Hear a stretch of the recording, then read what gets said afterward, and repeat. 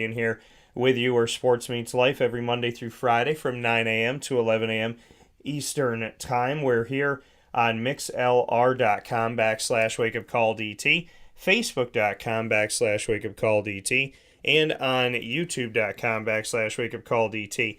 Beyond that, you can also get in touch with us by going to wakeupcalldt.com's homepage where the show broadcasts live as well as on facebook.com /livenowdt. So however you're connecting with the show, thank you so much for tuning in every Monday through Friday from 9 a.m.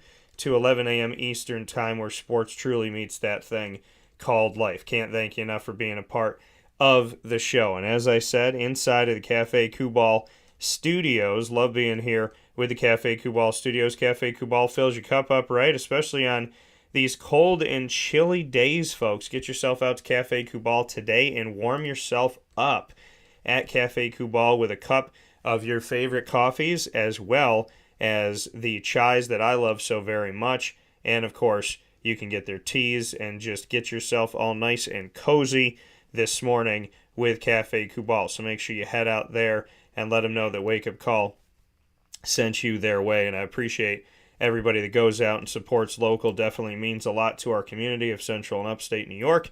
So I can't thank you enough for doing that. And with that being said, we got an awesome show set up for you today here on Wake Up Call with Dan Tortora, where sports truly meets that thing called life, as I will be featuring in hour number one, Papa Joe here on the broadcast.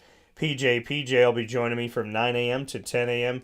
Eastern Time this morning, and we'll be talking about a lot of different things. The Pro Bowl seems to have listened to me, because the ideas I had for the Pro Bowl are happening this year. I kind of just took a look at it quick, and I was like, wow, I guess they took a page out of my book at what I was hoping the Pro Bowl would become. So we'll talk about the Pro Bowl, the Jacksonville Jaguars, and some of them being in the Pro Bowl this year. And we'll also get into Tom Brady retiring again, and DeMeco Ryans and Sean Payton and some of those coaching moves that are going on in the NFL, as well as a primer for Eagles-Chiefs in the NFL's championship game coming up not this weekend, but next weekend. So a lot of great stuff coming up with Papa Joe. And in hour number two at 10:15 a.m. Eastern Time, I'll be joined by one of the greatest Syracuse basketball players to ever touch the court, Danny Schayes. And Danny Schayes, also a longtime NBA player. We will be honoring the great history of Syracuse with Danny Schayes joining the show at 10:15 a.m. Eastern Time this morning. Him and I will be talking about the State of Syracuse Basketball, as well as name, image, and likeness, a.k.a. NIL, and we'll be talking about the transfer portal. So a lot of great stuff coming up on today's broadcast, and we're so happy that you're here to spend your morning with us as we warm you up with some great conversation, and we hope you'll join us. You can reply to any of the feeds on youtube.com, facebook.com, and mixlr.com, all /wakeupcalldt. Click follow or become a member for free so you can be sure that I can see those posts that you send over to us this morning and every Monday through Friday from 9 a.m. to 11 a.m. Eastern Time, especially, and of course during our special engagement shows as well. So with that being said, let's bring in the man of the hour, Papa Joe. How we doing, PJ?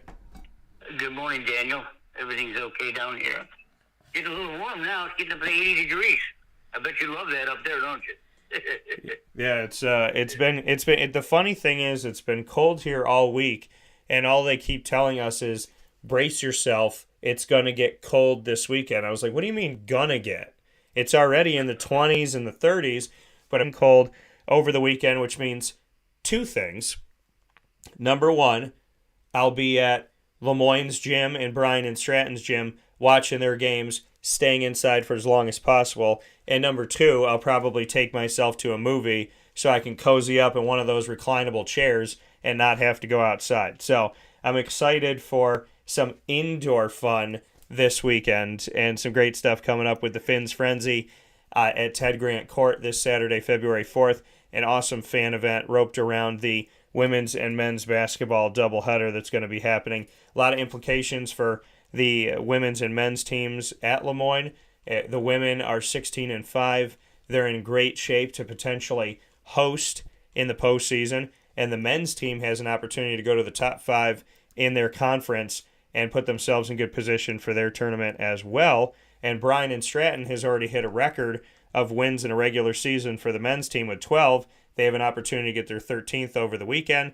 And the women's team has started off 10-1, and they have the opportunity to continue winning here and stay almost perfect on the season. So a lot of great local basketball going on this weekend, and I'm happy I'll be inside to see it. I'm really happy that basketball is played indoors, and so we'll have some fun with that. So PJ, let's hop into something that's going to be outside, and that is the Pro Bowl. The Pro Bowl is going to look a little bit different, feel a little bit different.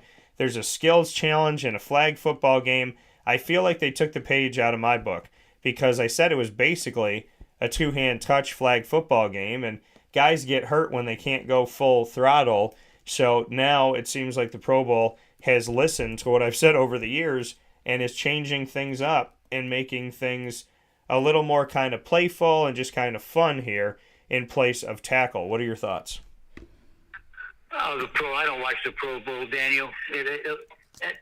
Over the years, it's just been an effort and futility to try to watch good football. I mean, you're going to hear the clashes of the lines, and you're going to see a running back scoot here and there, a good receiver catching the ball, quarterback throwing the ball. It's just, I know it's fun for the guys, and they probably have a lot of their bonuses tied into making a Pro Bowl. To actually watch the game, it gives me no interest whatsoever. So whatever you got conjured up, tell me about it.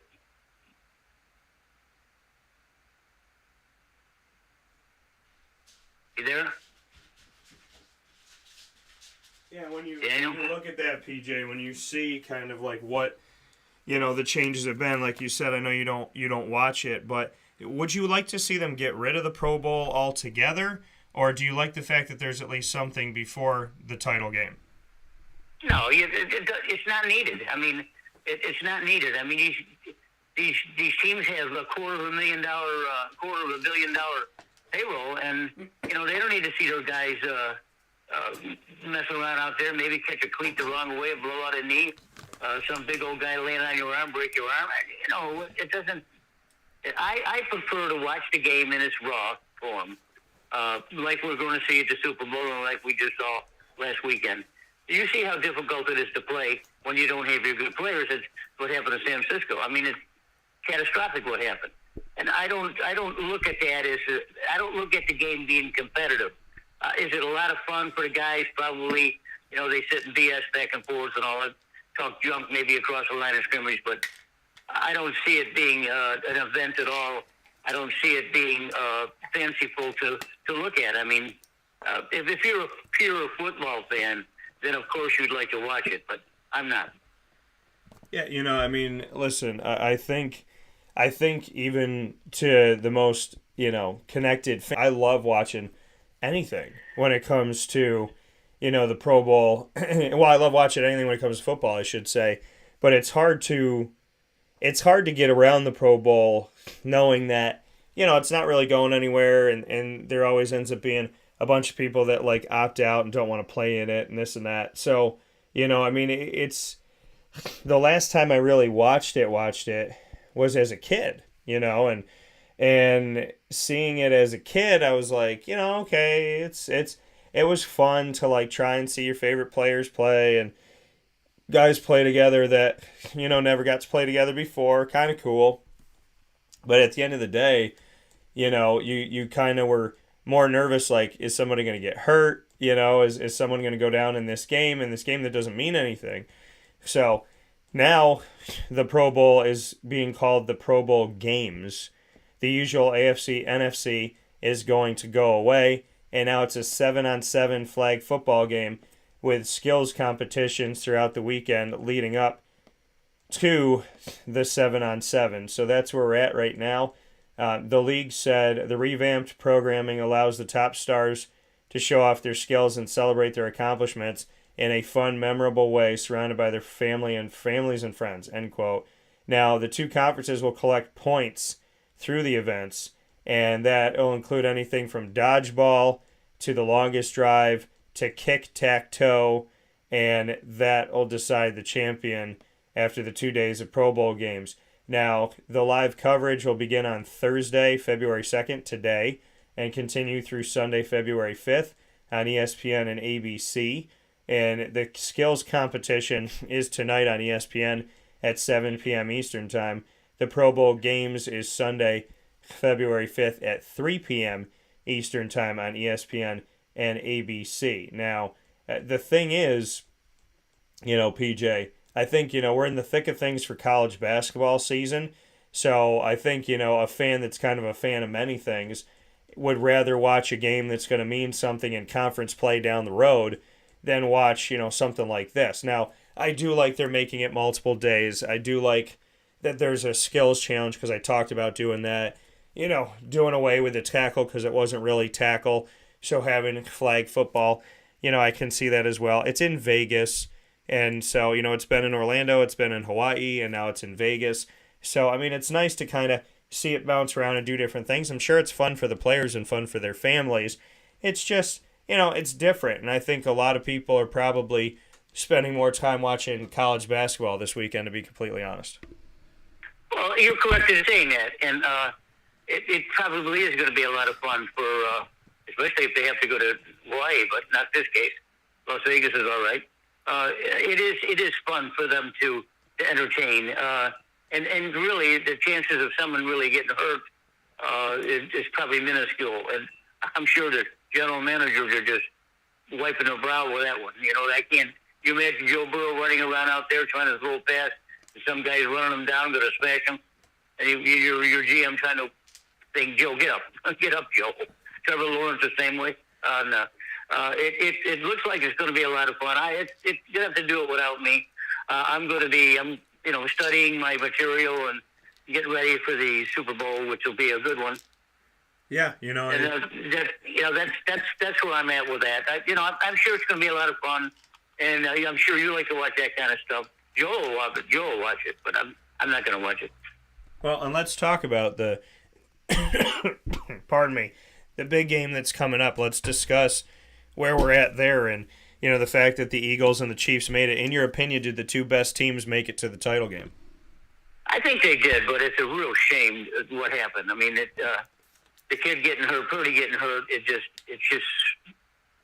put a damper over the whole game. And I'm sure that if the TV executives probably saw their TVs thrown off very quickly when that happened, because they weren't going to be competitive. You could see right away. Josh Johnson wasn't going to get anything done.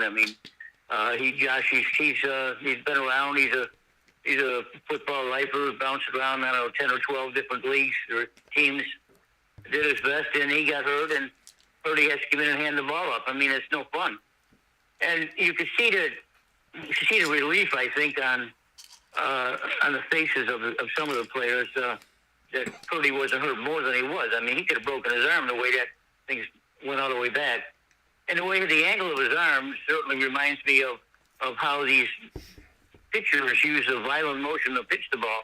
And that's exactly what your arm looks like in a throwing position, leaning all the way back with your UCL leading straight out. And that's what he did. He tore it. And usually it's a Tommy John surgery, which costs almost a year or sometimes 15 months of your life in playing career. So I think they have an alternative medication for him, an alternative program that they're going to do.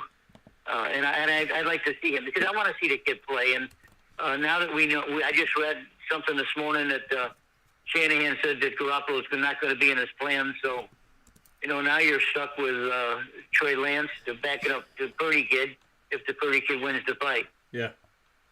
Yeah, and and you brought up a great point.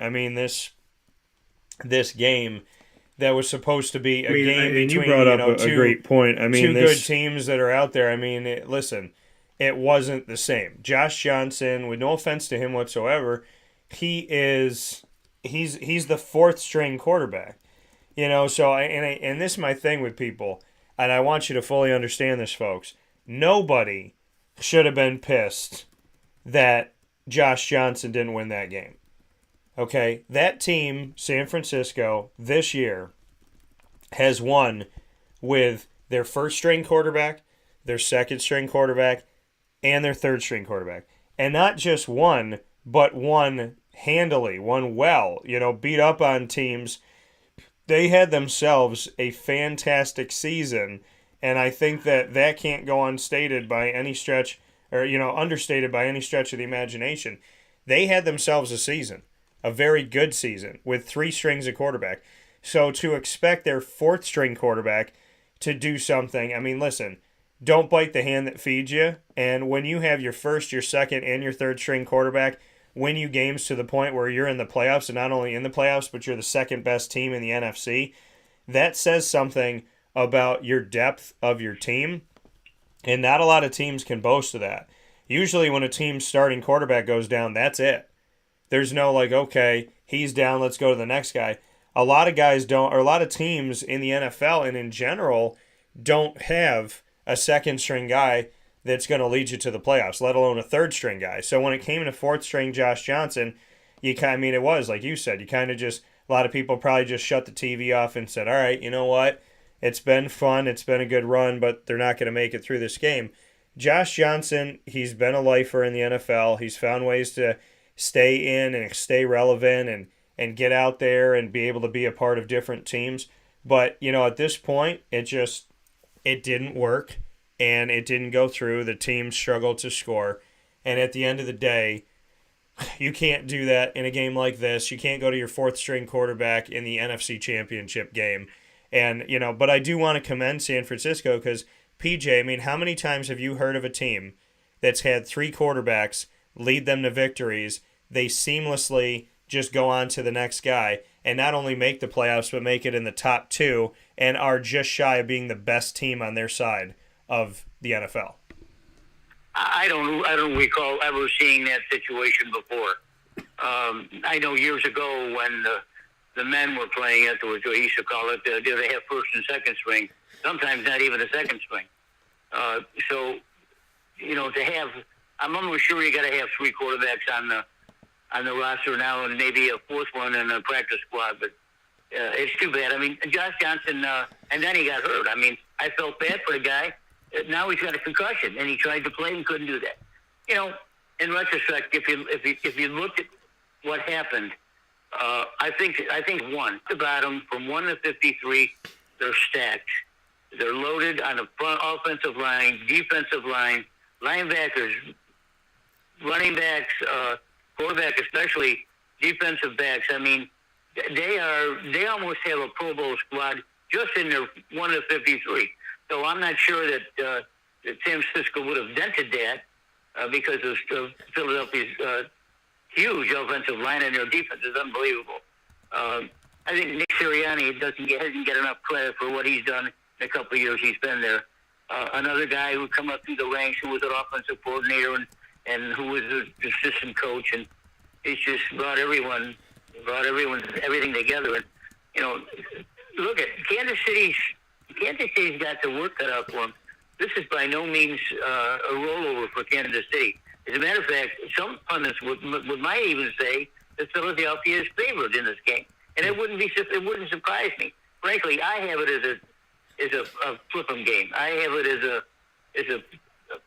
it's a flip-up. It's not. There's no. It may be a couple points here or there from either side, but it's a pick-em game, and it's going to be very well played. And Philadelphia is so good on the defense side, especially, that Patrick Mahomes, if he's not as mobile as he wants to be, is going to have some problems. So, right then and there, you see how things happen in the hierarchy of football. We're talking about Philadelphia being at the beginning of the year, having a really good football team, and then losing Trey Lance, who I'm not sure if he's going to be the kind of quarterback they want him to be. I'm not sure. Jimmy G sure is. And he went down, and then you got Brady, who came out of nowhere. And you can see the hierarchy, how they fill their slots. If you have that's why they have 7 or 8 offensive linemen on a team. If one guy gets down, another guy comes in, and especially with the Jaguars, he can play multiple positions. So I'm looking forward to the game, and I'm really curious to see how good Kelsey's going to play with his problems, and then of course with Patrick Mahomes. And if you see Patrick Mahomes scooting around trying to evade the rush, then we're getting in for a good game. But if he's not, then it's Philadelphia's game to win. Well, and Papa Joe, talking about a bunch of different pieces here, I think, you got the battle of two of the best quarterbacks playing in the NFL right now. At the same time, you have the battle of two quarterbacks that have both been injured this year. Pat Mahomes tried to play through it, and then we got to, and then Jalen Hurts took some time away. So, Jalen Hurts not playing in a couple of these games, maybe that helps him to heal up. Pat Mahomes, he was clear. You're going to have to take me out of the game. You're going to have to physically take me out of the game. I'm not, You're right. So it's like he said, you're going to have to come and get me because he's not leaving. And Jalen Hurts, he took a couple games off late in the season to try and mend up. So, does that bode better for the Philadelphia Eagles because you had your starting quarterback actually take a little time for himself and get himself in a better state than Pat Mahomes?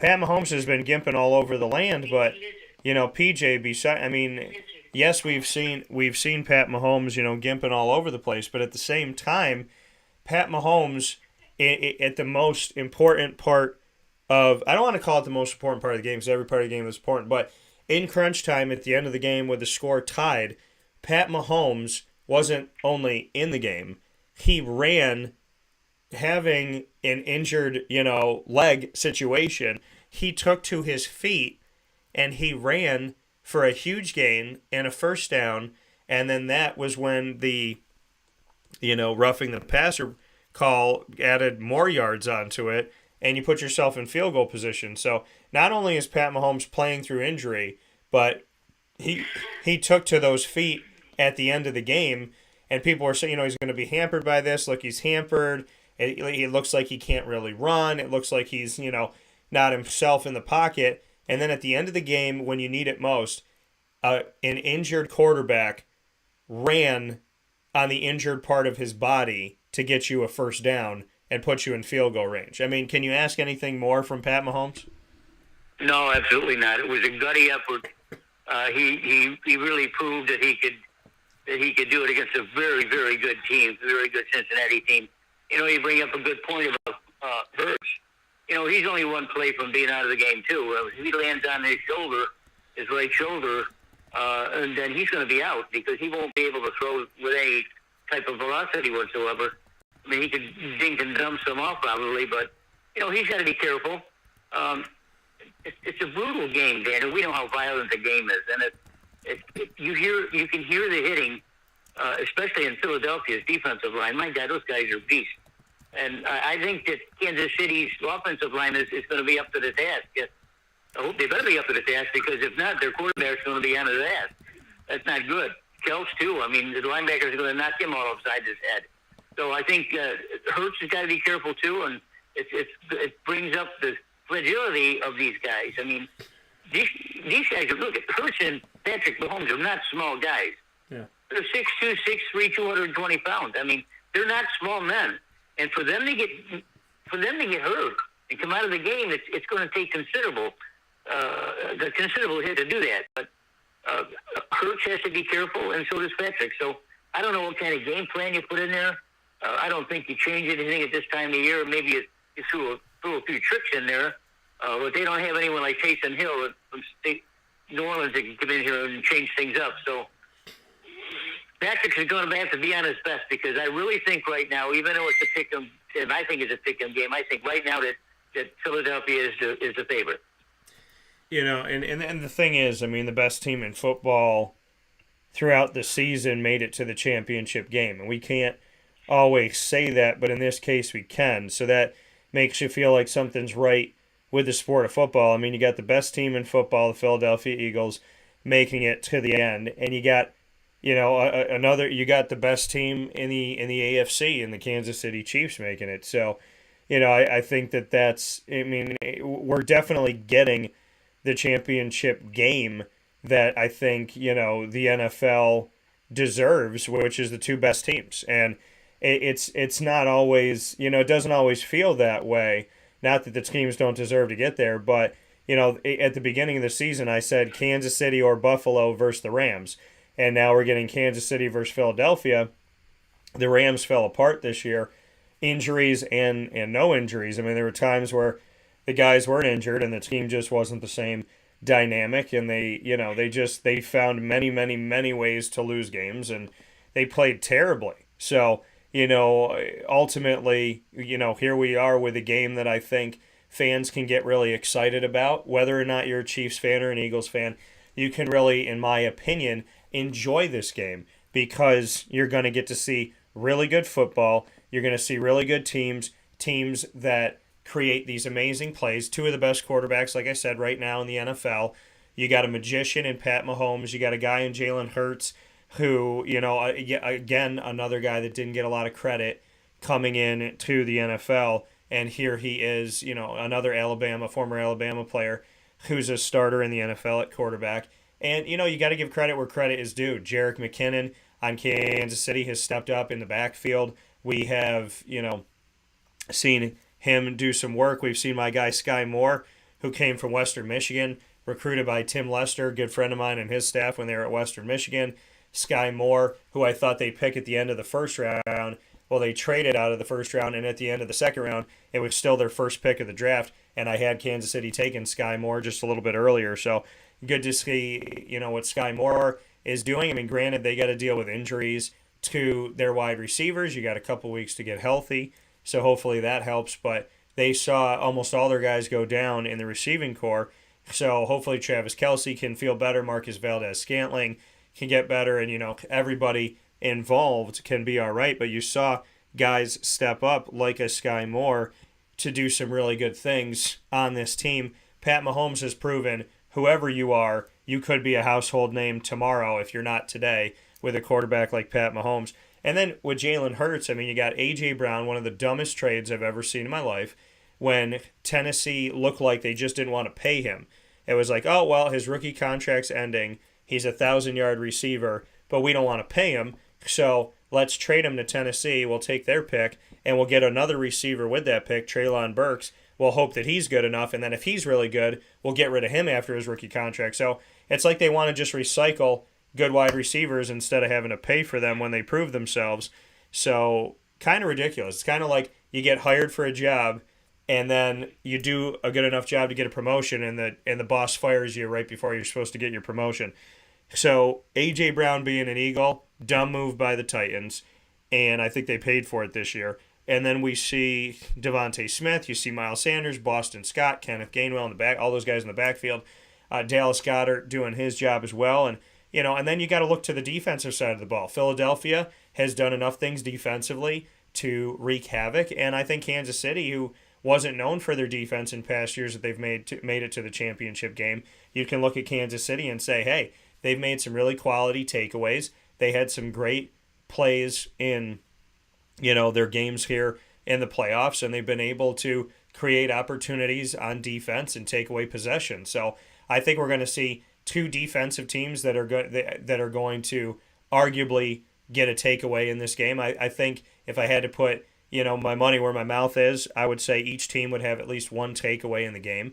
And then, you have the dynamic of having really fast guys and running quarterbacks and a very elite offense. And then when you look at the kicking game, I mean, you got two teams that can win the game however, whenever, wherever, and special teams is a part of that.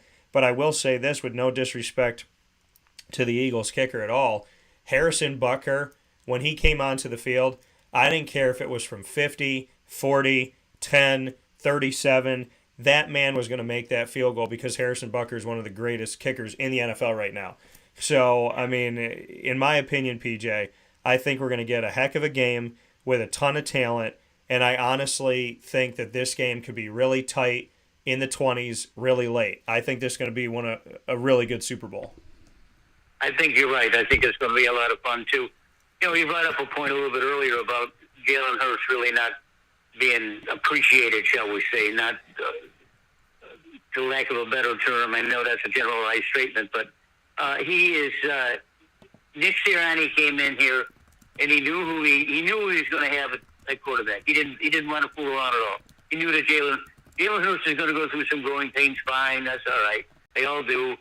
And then when he started settling in, he sort of surrounded him with players, with playmakers that can actually score some points. I mean, it's not like Jalen Hurts has to take the whole game himself. I mean, of course, he's not the best passer, but he's good enough to throw the ball well. He certainly is a good runner. He knows what he's doing. He's a smart guy. He learned the game under his father in high school. When he went to Oklahoma, he was a killer, and he's a killer now. I mean, he's smart, and he's very, very smart, and he knows exactly what he wants to do on the field. So for you guys casting aspersions on him, that's okay. I mean, as I said, he's not the best thrower of the football, but he can throw it up there pretty good, and he's got some guys that can get it. I think Scanting has come forward. I think is probably the number one receiver. I think more than A.J. Brown. A.J. Brown runs his mouth too much, and the more he runs his mouth on the sideline, the more coaches get pissed off at him. So, but you're going to need A.J. Brown in this game for sure. But I look for Scantling to dominate also. I think Miles Sanders, you said, is an excellent running back. And, their tight end is big Dallas Goedert. He's a beast. He looks like Kels and some of these other big, tall, strong tight ends. Mark Andrews of Baltimore. These guys are not only big and strong, but they're fast. And when you got a guy that's 6'4", 6'5", 240 pounds, 250 pounds, can run past linebackers, you got a hell of a weapon. And that's what Goedert is. I mean, Jalen Hurts is going to look for Goedert at the goal line, just like Mahomes is looking for Kels at the goal line. That's their bread and butter. Yeah, and listen, we're getting good tight ends, good.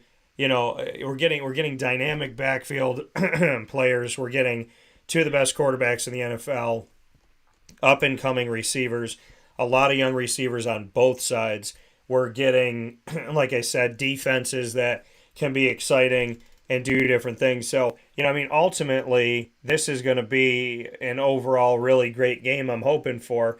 I think this is going to be a 28-23 kind of deep into the game type of thing. So I'm excited to see it, and we'll get to see it in a little over a week's time. The game's going to be played at State Farm Stadium in Glensdale, Arizona, and it'll be a good one. So definitely looking forward to it. PJ and I are going to take a step aside for a fast break. When we come back here on Wake Up Call with Dan Tortora, we'll have plenty more for you where sports truly meets that thing called life. And we will be talking about Tom Brady retiring again. And that diva had to do it at a time where there was not a lot of news going on, not a lot of things going on, no Pro Bowl, no Super Bowl. He had to claim the spotlight once again. We'll talk about Mariah Carey, Tom Brady, right after this on Wake Up Call with Dan Tortora, where sports meets that thing called life, inside of the Cafe Kubal Studios. Stay with us.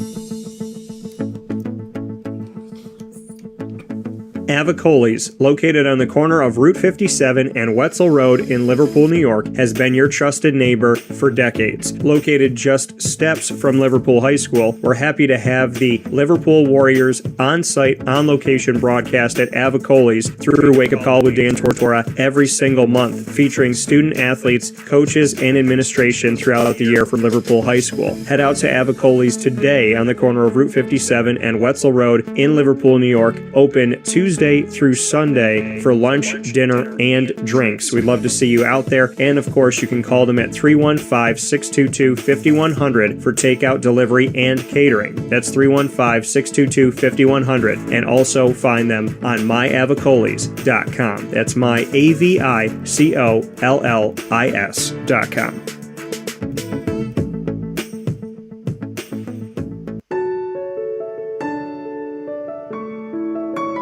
Having peace of mind when you're out of town that your furry-loving friend is safe and sound means taking them to Canine Campground, because we all know that when it comes to the love of our pets, it goes well beyond the call of duty to make sure they're safe and sound. Right, Lily?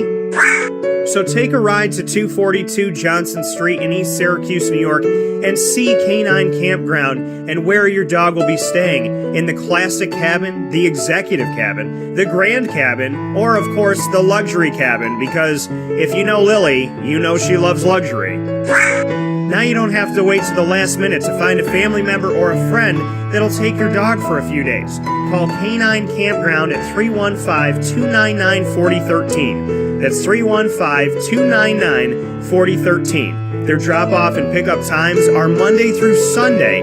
Check K9campground.com for more information. That's the letter K, the number 9, and campground spelled with a K.com. K9campground.com. When you're going out of town, bring your dog to Canine Campground.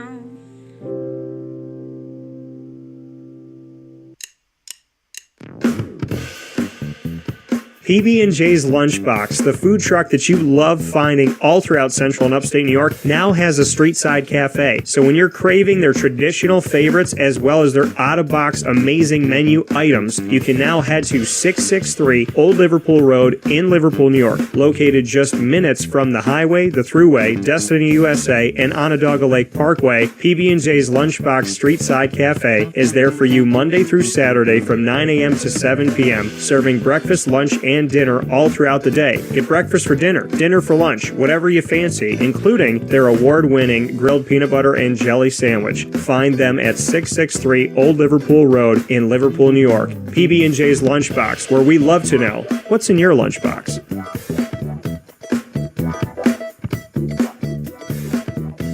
This is a special message from 317 at Montgomery restaurant owner Joel Carpenter. Open Tuesday through Saturday for your dining pleasure on 317 Montgomery Street in Syracuse, New York. We wanted to be a part of the resurgence of Syracuse. We saw a lot of money being put into bringing people back downtown and thought that, we'd like to be a part of that. I love putting together a good dish where people see it first, they fall in love with it, and then it tastes just as good as it looks. We want to provide the best food in Syracuse that we possibly can, and we want you to leave here talking to your family, your friends about what you had to eat first and foremost, but also our service, and to walk out feeling like you're part of our family. I work out in the front of the house a lot, and I love walking to every single table, asking them how everything is, and people looking at me and smiling and saying, this is the most amazing short rib I've ever had. This is the most amazing filet I've ever had. And Donna is great. Sarah's amazing. Thank you for coming over and talking to us. And then them just being truly happy for the experience that they've gotten. 317 at Montgomery Restaurant, part of the fabric of downtown Syracuse, located on 317 Montgomery Street in Syracuse, New York. Open Tuesday through Saturday for a unique and memorable dining experience.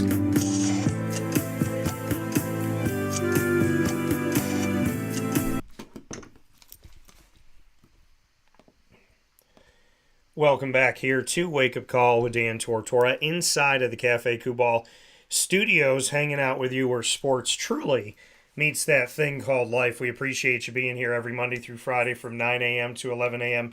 Eastern Time, and it is always a great time when we get to fill the show with Papa Joe. So happy to have PJ here with us here inside of the Cafe Kubal Studios. Cafe Kubal on 3501 James Street, 324 West Water Street, 401 South Salina Street, all in Syracuse, New York, as well as on the corner of Route 11 and Taft Road at Sweetheart Corners in North Syracuse, and on 343 Fayette Street in Manlius, New York. With that being said, PJ and I are here to carry through hour number one. Danny Schayes coming up to talk about Syracuse basketball, NIL, and the transfer portal in hour number two, so don't miss that. And PJ and I have spoken on a lot of different things in hour one. We spoke on the upcoming big game between the Kansas City Chiefs and the Philadelphia Eagles, as well as the changes to the Pro Bowl. Now it's time to talk about Mariah Carey, Tom Brady, and I did it again. And so we're here to talk about Tom Brady, the diva of football, retiring for a second time, trying to be like Brett Favre, trying to be like Michael Jordan. Here's Tom Brady. He has announced his retirement again. Papa Joe, do you think he's actually done this time? Yeah, I think he's done. You call him a diva, huh? I don't think he's quite as bad as Aaron Rodgers. No, they're different. They're different types of divas. Aaron's got a diva way about him that I just feel like Tom Brady, I think he likes to hear himself talk, and I think he likes to look at his face, is what I'm saying. Well, it's true. Now, we'll know if you're correct if he signs a $350 million deal to be on Fox Sports. Now that Sean Payton has got a job, he may slip right in there. So maybe that's what happened. Maybe that's what spurred this on. There's not much left to talk about with Brady. I mean, despite what everyone thinks about him, the guy was a class act, a first ballot Hall of Famer, the best quarterback that's ever played the game, the GOAT. I don't care what anyone says about anything. He is that. And he's going to, of course, we won't miss all the drama that he brings, of course, but I will miss him as a player because even in his later years, and he's 43, 44, 45 years old, he was still playing at a high level. Can you imagine what someone would do if he passed for something like 4,400 yards and is 45 years old? Are you kidding me?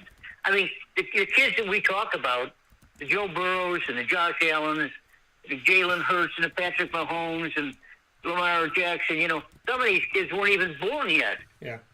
When Brady started playing ball. So, who am I to say disparage the guy? I'm not going to do that. Hell no. I mean, if these guys weren't even playing yet when Brady was born, it shows you about something about the longevity of the guy.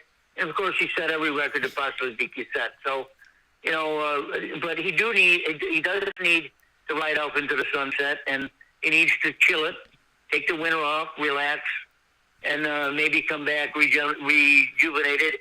Maybe he'd like to be a coach, or quarterback coach, or something like that. Oh, I don't think so, though. He'd probably like to suit up and play, but I don't think that's going to happen. I think you're going to see, with Payton taking a big job now, I think you're going to see him slide into that job with Fox. I think. I mean, there's certainly ABC and NBC. They're all going to vie for his abilities to. And he can talk. I mean, look, the guy's handsome. He shows himself well. He knows how to talk. He's natural for being on a football show. And maybe he'd like to be a lot of fun with it. I mean, look what Coach Cowher's done over the years. I thought that Coach Cowher would be, he'd do it for a couple, 3 years, and all of a sudden, 15 years later, and he's still on the shows. And, there's just no substitute for a guy with that kind of talent not to be used. And I think that someone's going to grab him if he wants. Well, apparently, he already has that deal with Fox. And my buddy put up this, Rob Drummond put this up, and I was thinking about it. If the divorce with Giselle is finalized, then whatever money that had to be given by Tom Brady is done. Signing a contract with Fox now, he doesn't owe her any of that money. So, I guess that's a smart move on his part. But, yeah, I mean, listen, Tom Brady's the GOAT. I finally said it a few years ago. He is the GOAT. And it's not that, I mean, listen, my argument is he doesn't have the greatest arm of all time. And I don't believe he has the greatest arm of all time. People will tell you Joe Montana, Steve Young, Dan Marino. He didn't have the greatest arm of all time. He doesn't. But he's the winningest quarterback. He's won in multiple places. He won with a team that was like a 4-win team in Tampa Bay. So he is the GOAT as far as what he's done with just winning and being. I mean, when he won without Bill Belichick, to me, that was the nail in the coffin for me to call him the GOAT. He's the GOAT, but he's not the greatest thrower of all time. And I'm not trying to take anything away from him by saying that. It's just that's my belief. Tom Brady is very smart and does a lot of good things in the field, and he surveys the field well, and he might be the best chess player on the football field. So he knows where to put things. He knows where guys need to be, and he knows how to, create opportunities and situations. With that being said, he can make his hay on 2 to 5 yard passes, where that's where I'm saying he's not the greatest thrower of all time. But as far as decision maker, as far as clutch, as far as 2-minute drill, as far as wins, as far as appearances in the Super Bowl, as far as, just overall IQ, I think you got to call him the GOAT. So I give a lot of credit to Tom Brady. Allegedly, he's done now. We shall see. You call him the Grumpy Lobster Boat Captain. I call him Darth Vader.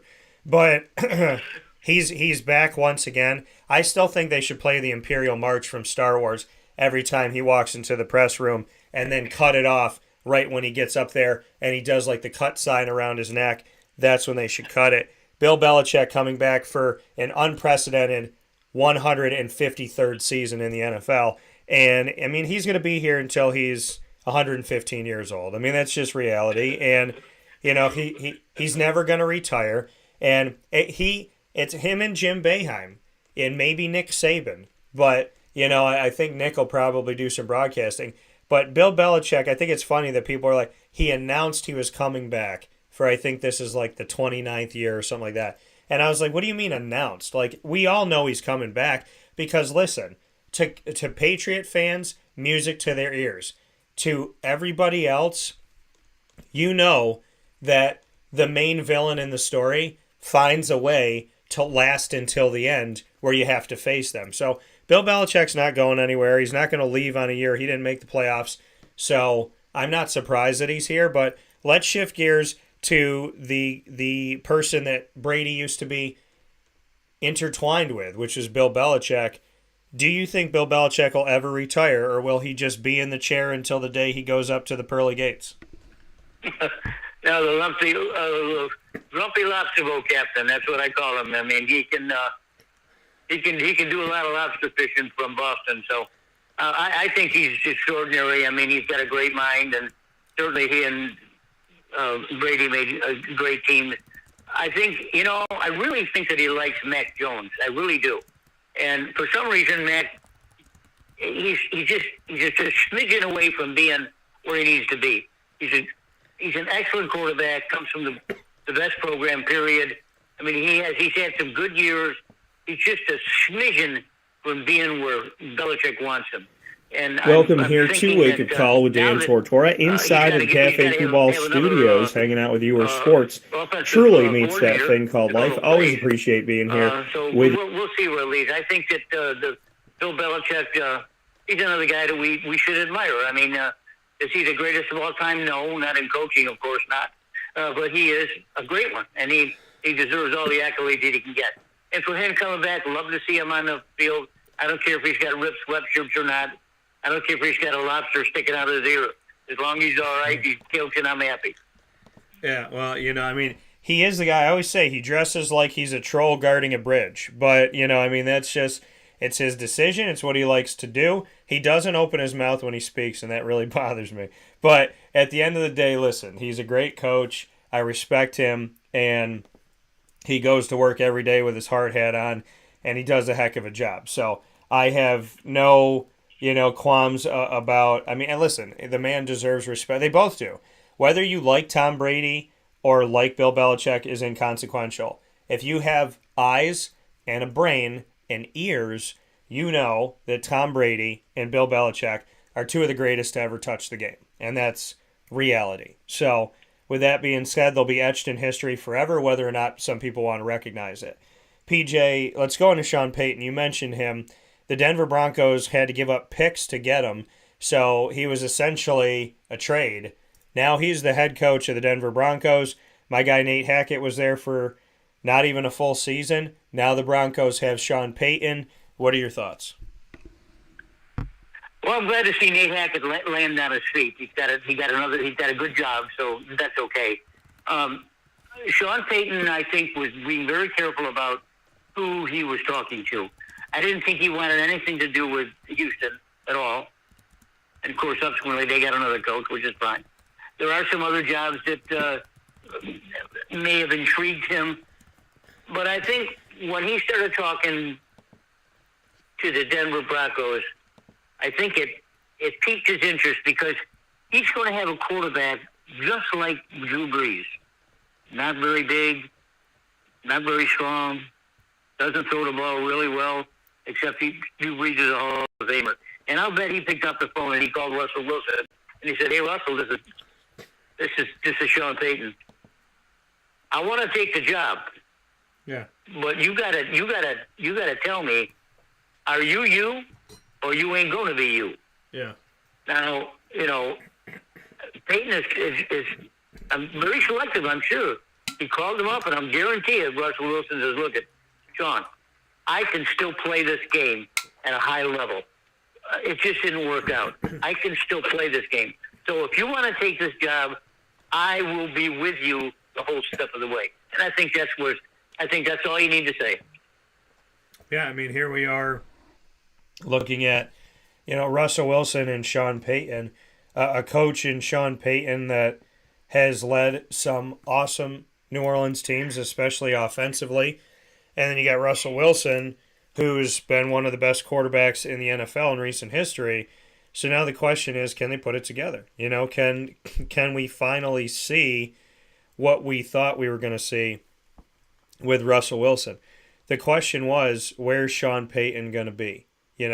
Where are we going to see this man? And now that we have the opportunity to see Sean Payton and we know that he's going to be, the head coach of the Broncos, this is great news, in my opinion, for Broncos fans, right? You get a guy who knows what he's doing. He's been around the block, and he's been able to win a Super Bowl and do some good things. And he's a guy who, listen, under him, his teams were known for offense, not for defense. They were known for offense. And what's the thing that lacks so much this year with the Denver Broncos was offense. So now you have a guy to come and bring you the thing that you were lacking, the thing that you didn't have, and now hopefully this could pay off dividends for them, and they can have the offense that they wanted to have with a guy that knows how to orchestrate it. So I think it's a great move for both parties. And, Russell Wilson, here's the thing. Last year, he went through a thumb injury, right? And he came back, and to some people, maybe he came back too fast. So, looking at this, I would love to get your thoughts, PJ, on this because, looking at the situation with Russell Wilson, I wonder, was he fully healthy? Has he been fully healthy from that thumb injury? Or is this the reason why he hasn't looked like himself? Because, how does a quarterback go from, being a good quarterback to being a guy who kind of looks like he's like a third string guy, and so do we put it on the fact that maybe his body didn't heal right? Maybe he came back too quick. Granted, the offensive line at Denver wasn't great, but what do you attribute it to? Because I don't think you just wake up and stop being a good quarterback. Well, I think that we talked about this several times, and I profess this, and I agree with myself, which I don't normally sometimes. Pete Carroll is an excellent coach. Pete Carroll and Russell Wilson were very formidable together. They could win together.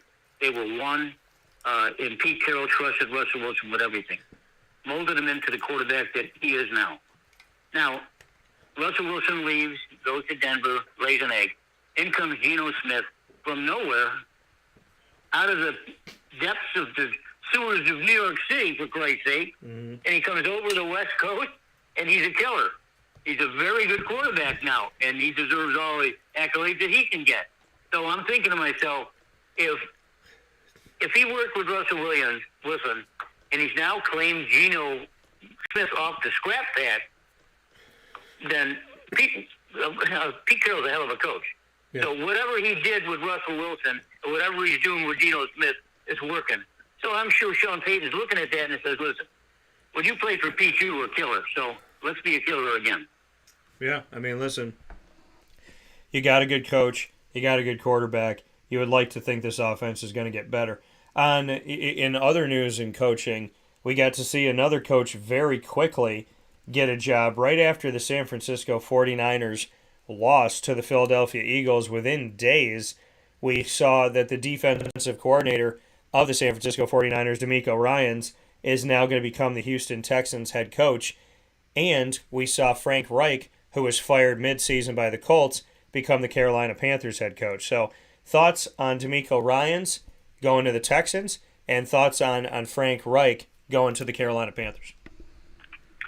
DeMeco Ryan, I really, quite frankly, didn't know much about. And I really looked him up. I read yesterday for about an hour about him. I mean, he was a very accomplished player, a good player, Pro Bowl player. And he's turned out to be an excellent defensive coach. But that doesn't mean that you can run a whole team. I mean, he's got to have a super offensive coordinator for this to work. Now, is he going to call the defensive plays? Is he going to be a defensive head coach, or is he going to delegate? We don't know. He certainly needs an offensive coordinator, that's for sure. And with Frank Reich, I thought that was a no-brainer. Frank Reich is a good coach, offensive-minded coach. I see no problems with this at all, and I think he's going to like the quarterback situation he's got there. So I think these two men are both deserving of the chance to Frank Reich, again, going forward, and DeMeco Ryan getting his first job. So we wish him luck. Yeah, hopefully things will work out. And for the Houston Texans, listen, one of the worst teams in football, and I said it for years, the Houston Texans weren't winning the AFC South because they were good. They were winning the AFC South because they were the best of the not good teams that were playing. Because, the Colts weren't great. Jaguars weren't great. The Tennessee Titans for a while weren't great. So Houston was winning with 8 wins because that was good enough. Go 500 and get out of there. So, that's where things shook out, and that's where we've been. So PJ and I talk with you about the Pro Bowl as well as Tom Brady coaching changes and the Eagles and the Chiefs coming up here, and we'll have more on that this coming week as PJ and I do our big game broadcast next week going into it, because we'll be with you on Thursday, and the game will be on Sunday, February 12th, between the Philadelphia Eagles and the Kansas City Chiefs. So before I let you go, PJ, Jacksonville Jaguars, Trevor Lawrence getting an opportunity in the Pro Bowl games this year. So we know Trevor Lawrence has been announced here, which is a good thing. So he's going to be replacing Pat Mahomes, and the return specialist who spent many a time on the show this year, Jamal Agnew, is going to go to the Pro Bowl. Thoughts on seeing some Jaguars in the Pro Bowl games? I love it. It's going to be exciting. I mean, the only reason I would probably look at some of the show is because to watch him throw the ball. I love the way he throws the ball. He's got a rocket arm, and he just makes good. He's starting to make good decisions. We know Doug Pederson now is the official NFL Coach of the Year. Jamal Agnew is a very, very good wide receiver, running back, / whatever you want to call it. You just got to get the ball in his hand. I think someone probably get the ball in his hands for the Pro Bowl. So if I do watch it, I'll be watching it hoping that Trevor Lawrence doesn't get hurt. Yeah, so looking forward to seeing some Jaguars in the Pro Bowl as we get moving forward. And PJ, we speak about moving forward. It's February, and believe it or not, folks, baseball is almost back. And I think that at this point, and I said this week already, you should just have baseball in December and January, because you have it from February to November. It used to start in April and end in October on my birthday of October 21st if they went to the end of the World Series.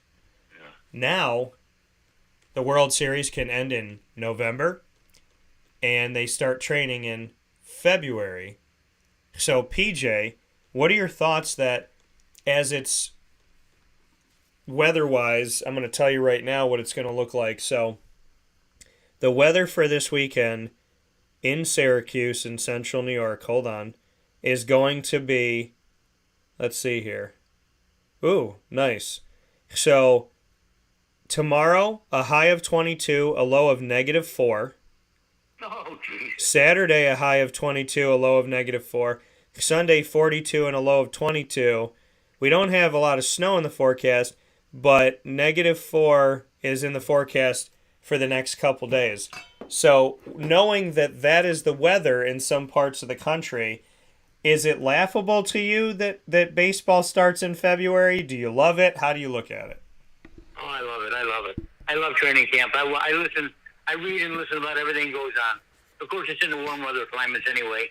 And I'll be ready to go right after the Super Bowl, and I'll be preparing my list of things to talk about for baseball. And there's a lot of good trades that happened, a lot of good signings, free agent signings. So the baseball again will be fun for us. Yeah, it'll be exciting to see what's coming up here in that world. I do want to make a note, speaking of baseball and football and bonding the two together as we did today here with Papa Joe on Wake Up Call with Dan Tortora inside of the Cafe Kubal Studios. PJ, your thoughts on the fact that the Syracuse Orange 100 years ago in 1923 played a game against the Pittsburgh Panthers in Old Yankee Stadium. They won the game 3-0 back on October 20th of 1923, a day before my birthday. 100 years later, That's great. in 2023, 100 years later, to celebrate their 100-year anniversary of playing in Yankee Stadium, the Syracuse Orange and the Pitt Panthers will play a football game in Yankee Stadium in November, on November 11th of 2023, a little over 100 years from the last time they played, or from the first time they played there. What are your thoughts on Syracuse giving up a home game to play Pitt on their 100-year anniversary back at Yankee Stadium? Oh, I think that's great. And I'm sure you'll be there, right? I will be. And listen, Oh, yeah. it's the only open-air stadium I've ever... It'll be good. It'll be good. Syracuse hopefully will have a decent team this year. I don't know about Pitt. But for your next guest, Danny Schayes, you can tell him that Papa Joe used to take the bus down to Syracuse, down the city, downtown, and go watch his father, Dolph Schayes, play basketball when I was 12 years old. So that's how I go back with Dolph Schayes. And when Danny Schayes came in, I knew obviously he was the son of Dolph Schayes. So I go back a long way with Dolph Schayes and Larry Costello and Dick Barnett and all these guys from the Syracuse War Memorial. The Syracuse Nats, they used to call them. So have a good show. No, I appreciate that very much, and I'll definitely let him know I had the opportunity to meet Dolph Schayes, and that's a kind of a larger-than-life surreal thing, so really cool to get to do that, and definitely will let him know today. As always, PJ, I appreciate your time, appreciate you being here, and I look forward to talking with you soon. Please send some of that sun up this way if you get some time. Okay. I don't know if we'll have any left over, but I will. Bye. All right, take care. That coming from Papa Joe here on Wake Up Call with Dan Tortora this morning, where sports meets that thing called life. Always appreciate having PJ on the broadcast. And for those of you on youtube.com/wakeupcalldt and on mixlr.com/wakeupcalldt, we've been streaming live for you all the way through. For those of you that are here with us on Facebook.com/wakeupcalldt, you know how much of a joke Facebook is in streaming sometimes. So we had to put the show in two pieces today. We appreciate you jumping over from the first one to the second one, and I hope that Facebook will get better in their streaming services, as every time they get good, they update, change, or adjust something, which ends up affecting things. So hopefully they will do good things as we move forward here. So I just I'm not here. I feel bad at being kind of, throwing that out there the way I did. So I apologize because it seemed kind of forceful, but it's very aggravating to constantly have to adjust and Facebook to just make things more and more difficult for businesses out there, especially people that try to organically build things. So I'm hoping for better from Facebook, but we'll see what happens. And we'll be back right after this on Wake Up Call with Dan Tortora inside of the Cafe Kubal Studios.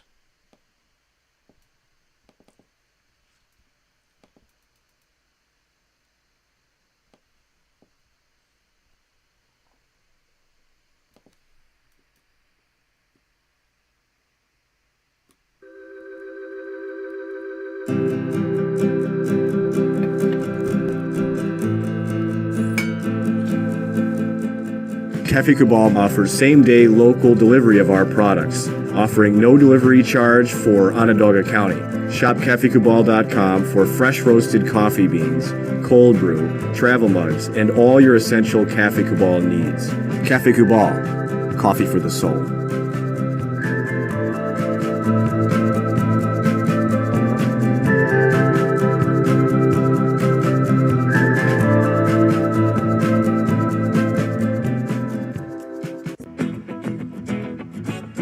Hi, this is Amy from Mother's Cupboard, home of the whole frittata. We are open daily 6 a.m. to 1:30 p.m. For takeout orders, call 315-432-0942 and tune in to Wake Up Call with Dan Tortora for our monthly food challenge and try our Wake Up Call signature menu item available 7 days a week.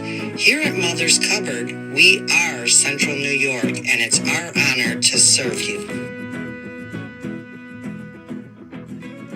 Ma and Pa's Kettle Corn and Popcorn Factory remind us that every day is worth celebrating. Find them at 201 Old 7th North Street in Liverpool, New York. Open Monday through Saturday in-store and all the time online at maandpaspopcorn.com. Serving our Central New York community and beyond, you can order all throughout the country at maandpaspopcorn.com. And remember to get your tins, which have in-store half-price refills forever. Ma and Pa's Kettle Corn and Popcorn Factory, available to you for fundraising and all of your events by calling 315-450-6272. That's 315-450-6272. Ma and Pa's Kettle Corn and Popcorn Factory. How corny are you?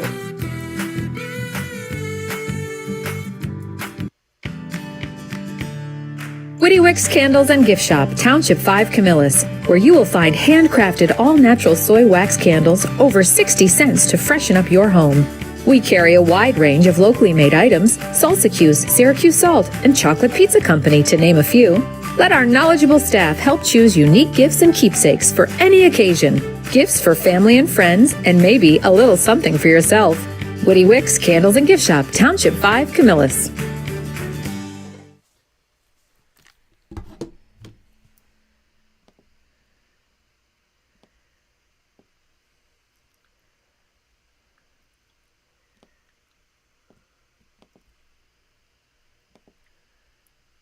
This is a special message from Merritt Brady, owner-operator of Chick-fil-A Watertown on 1290 Arsenal Street in Watertown, New York. Chick-fil-A for me has always been about the people. I think it starts with the strength and leadership of the Cathy family. It's just amazing to see a family-run business reach the altitude that they have. Second mile service is something that we embodied at my previous business, and the ability to make people feel like they're the only person at your establishment, that you are there to serve them that day and looking for those extra ways to make them happy, to anticipate what they need next is what makes me tick. And I'm going to have so many opportunities at Chick-fil-A to do that. It's one of my favorite things to eat in the world. My favorite application question or interview question when I'm interviewing is when I get to, have you ever eaten at Chick-fil-A? And a smile hits both their ears. You know, they can't even answer the question for a second. And when I see that, it's like, man, that's going to be a great hire. They already get it. They already feel it. They already know that we're different. The Chick-fil-A experience, it's a real thing. And then, of course, just our generosity and community involvement and making a positive impact in the lives of our team members, our guests, and the community in general, I think is really the secret sauce.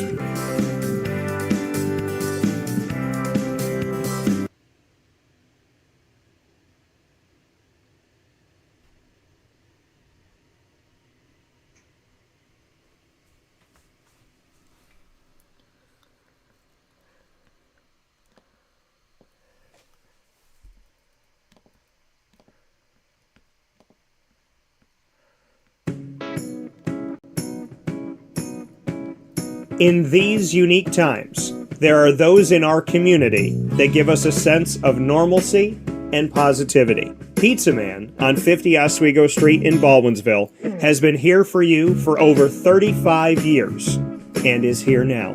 Call 315-638-1234 or order online at pizzamanbville.com. to bring those familiar tastes into your home. And remember to come see our monthly on-site broadcasts centered around the community and our Baldwinsville Bees.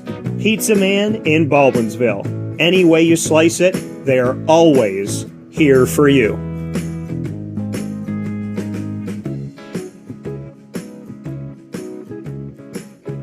This is Jimmer Sikowski, owner-operator of Chick-fil-A Cicero, 7916 Brewerton Road in Cicero, right in front of the Home Depot. I had a deep feeling that God wanted me to do something bigger with my life and to help people, help others. I kept putting Chick-fil-A in my life, and I realized as I was going through the franchise selection process that positively impacting the lives of others was really core to what we do here at Chick-fil-A. First of all, it starts with the food. The food is brought in fresh daily. We bring in local produce. We prepare to order in the kitchen. We hand bread our chicken. We hand spin our milkshakes. It's great food. It doesn't taste like fast food. I think the second thing is the way people feel when they come in a Chick-fil-A restaurant. It's different. We try to treat people with intentional kindness here, which is very different and deeper than good customer service. And so I think it feels remarkable for most people to come in a Chick-fil-A restaurant. And then lastly, the impact that we try to have in the community is very different. It's a big part of the expectation of every operator of a Chick-fil-A restaurant is that they're actively engaged in their community, they're a leader in the community, and they're making a difference. When they realize that what we're striving to do is to shine a little light in their life, that's a very, very different experience than you will have in any other quick service restaurant. And it's that remarkable experience that I think people will emotionally connect with.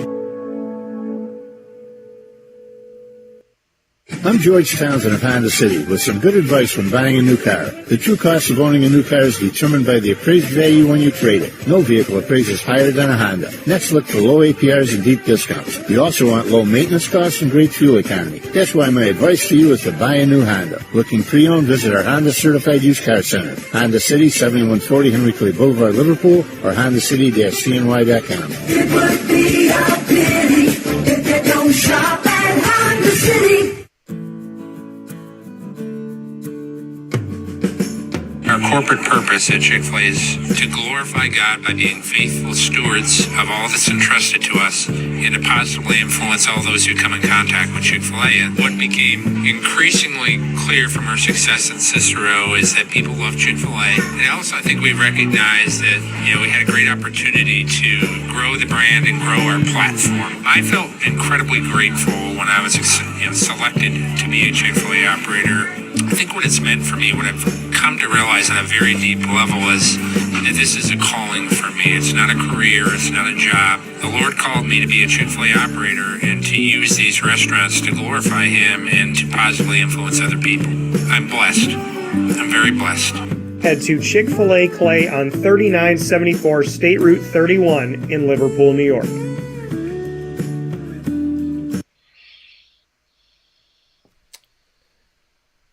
And welcome back here to Wake Up Call with Dan Tortora inside of the Cafe Kubal studios, hanging out with you where sports truly meets that thing called life. Appreciate you being here every Monday through Friday from 9 a.m. to 11 a.m. Eastern time here inside of the Cafe Kubal studios, 3501 James Street, 324 West Water Street, 401 South Salina Street, all in Syracuse.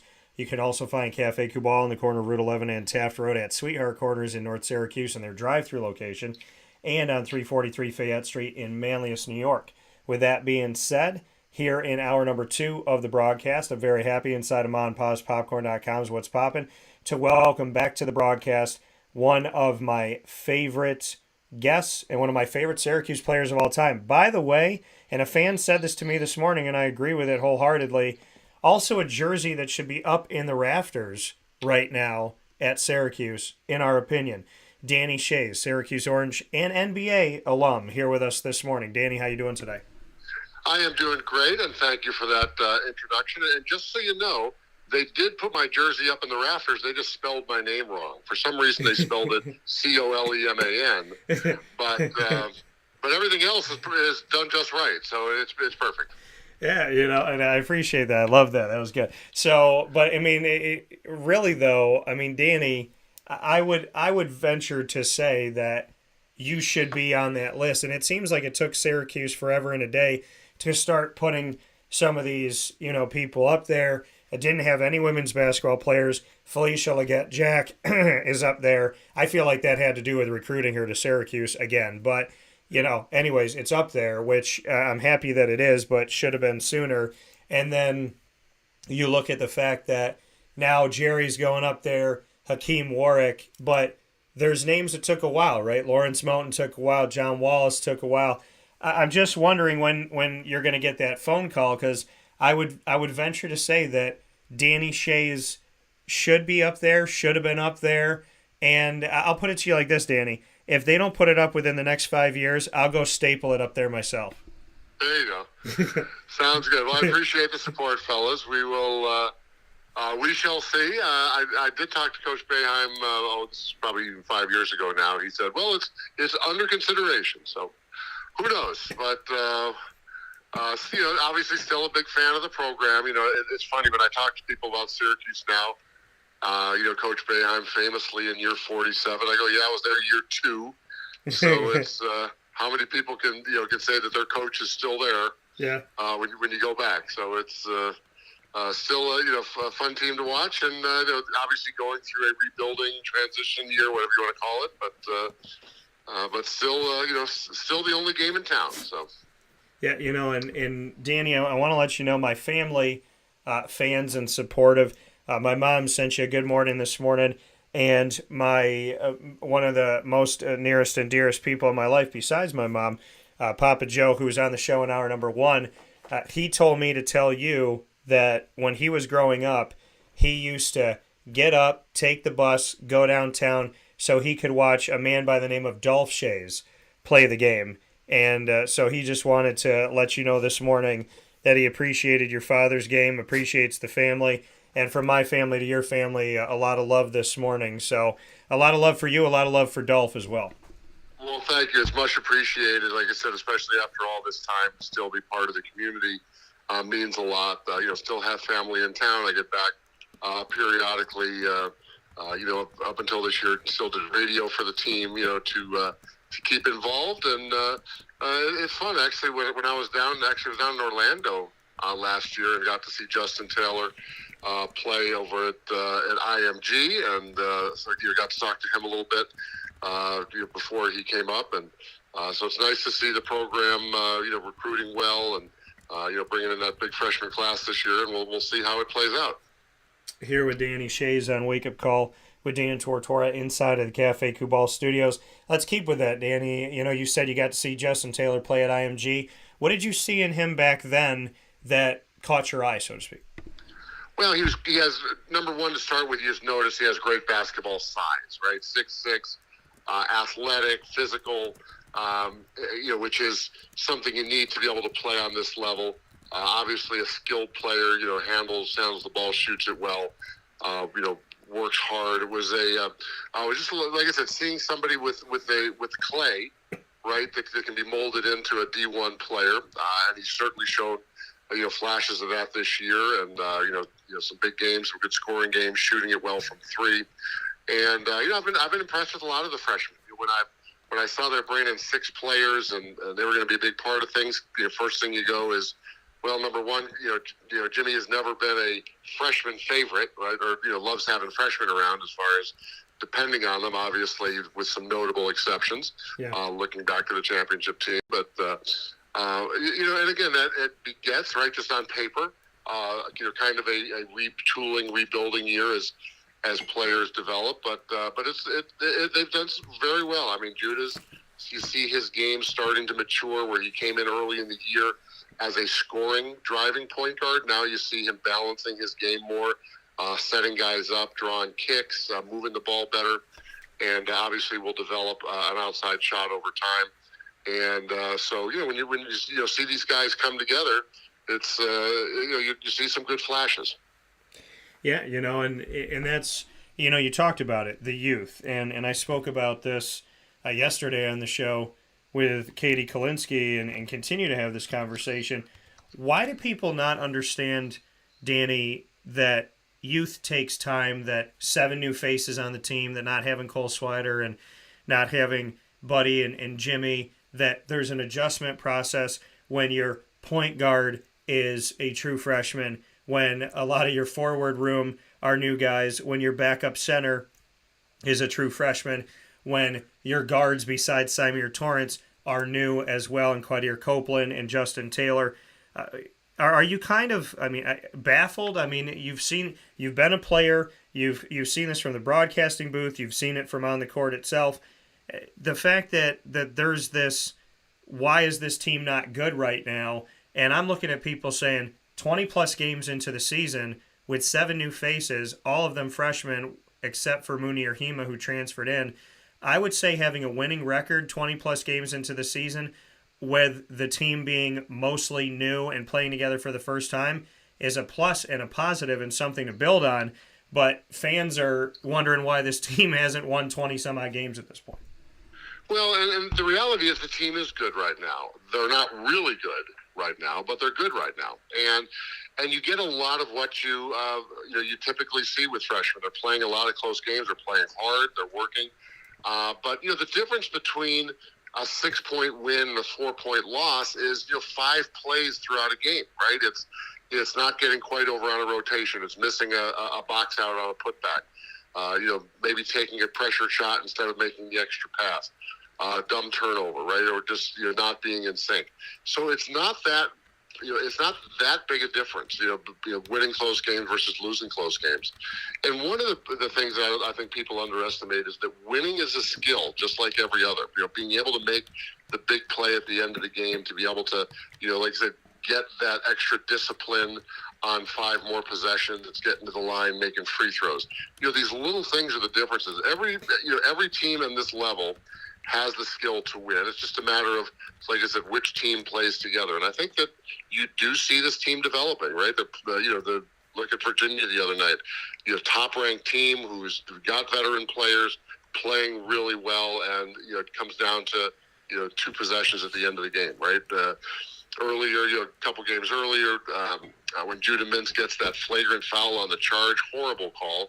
One possession from a big home win. So, you look at 3 games being different, and they're in 3rd in the ACC instead of 8th, right? So, so that's the kind of the roll of the dice you get when you have a lot of freshmen. Jesse and his foul issues is always going to be a wild card.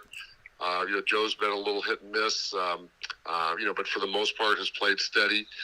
And, so again, the team is good right now. It's just, to get to be really good and then obviously, develop into a great team is something that does take that time. Yeah, and I like that you said that. I like you said that the team is good. They're not really good right now, right? They're getting there. And the difference between, a 6-point win and a 4-point loss is 5 plays in a game. When you see this team come down the stretch in games against Miami, against North Carolina, both games against Virginia, the game against Bryant, which was 2 points as well, I can argue that this team at this point, instead of 13-10, is 18-5, very close to that. When you see those couple plays at the end of the game, do you attribute it to just youth? Do you attribute it to playing together? And the experience of it, which kind of connects back to youth. Is it just a team that needs to be more disciplined? What do you attribute it to when we have these, few moments here where the team, and like you said, I don't agree that was a flagrant on Judah Mintz, but 13 seconds left, he kind of lost, he lost control, was going up to the basket, multiple guys on him, there's other guys open, could have passed the ball off. Jesse Edwards, he, instead of going up and backing a guy into the basket, he fronted the guy that looked at him, got low, and kind of went forward. And when you're a big man, they're going to call those fouls because you're moving forward, leaning in as a big man, and they seem to love to call fouls on the big guys. So what is going on, in your opinion, that's maybe a central theme? Is it just simply youth? Is it discipline? What is it? Well, and that's getting back to my earlier point. Winning is a skill. Yeah. Right? It's, as you just talked about, it's making that dump-off pass, drawing attention, and then getting the easy shot. It's Jesse making a smarter play, maybe kicking it out. It's guys on the weak side becoming available right, when Jude is making the drive. So you're not just standing watching thinking he's going to make the play. And those things is a specific skill. On the NBA level, you see teams actively recruit free agents who come from winning teams because they get that. They've been to the finals. They've played a big game. Making a driving score at the 8-minute mark is way different than at the 4 seconds to go in the game mark, right? A free throw, to win the game is a way different free throw than 6 minutes in, and that's where the experience, that's where the mental strength, the mental confidence comes in. And that's something that does develop, right? All these, even kids who played in high-level programs, like the guys who are from IMG.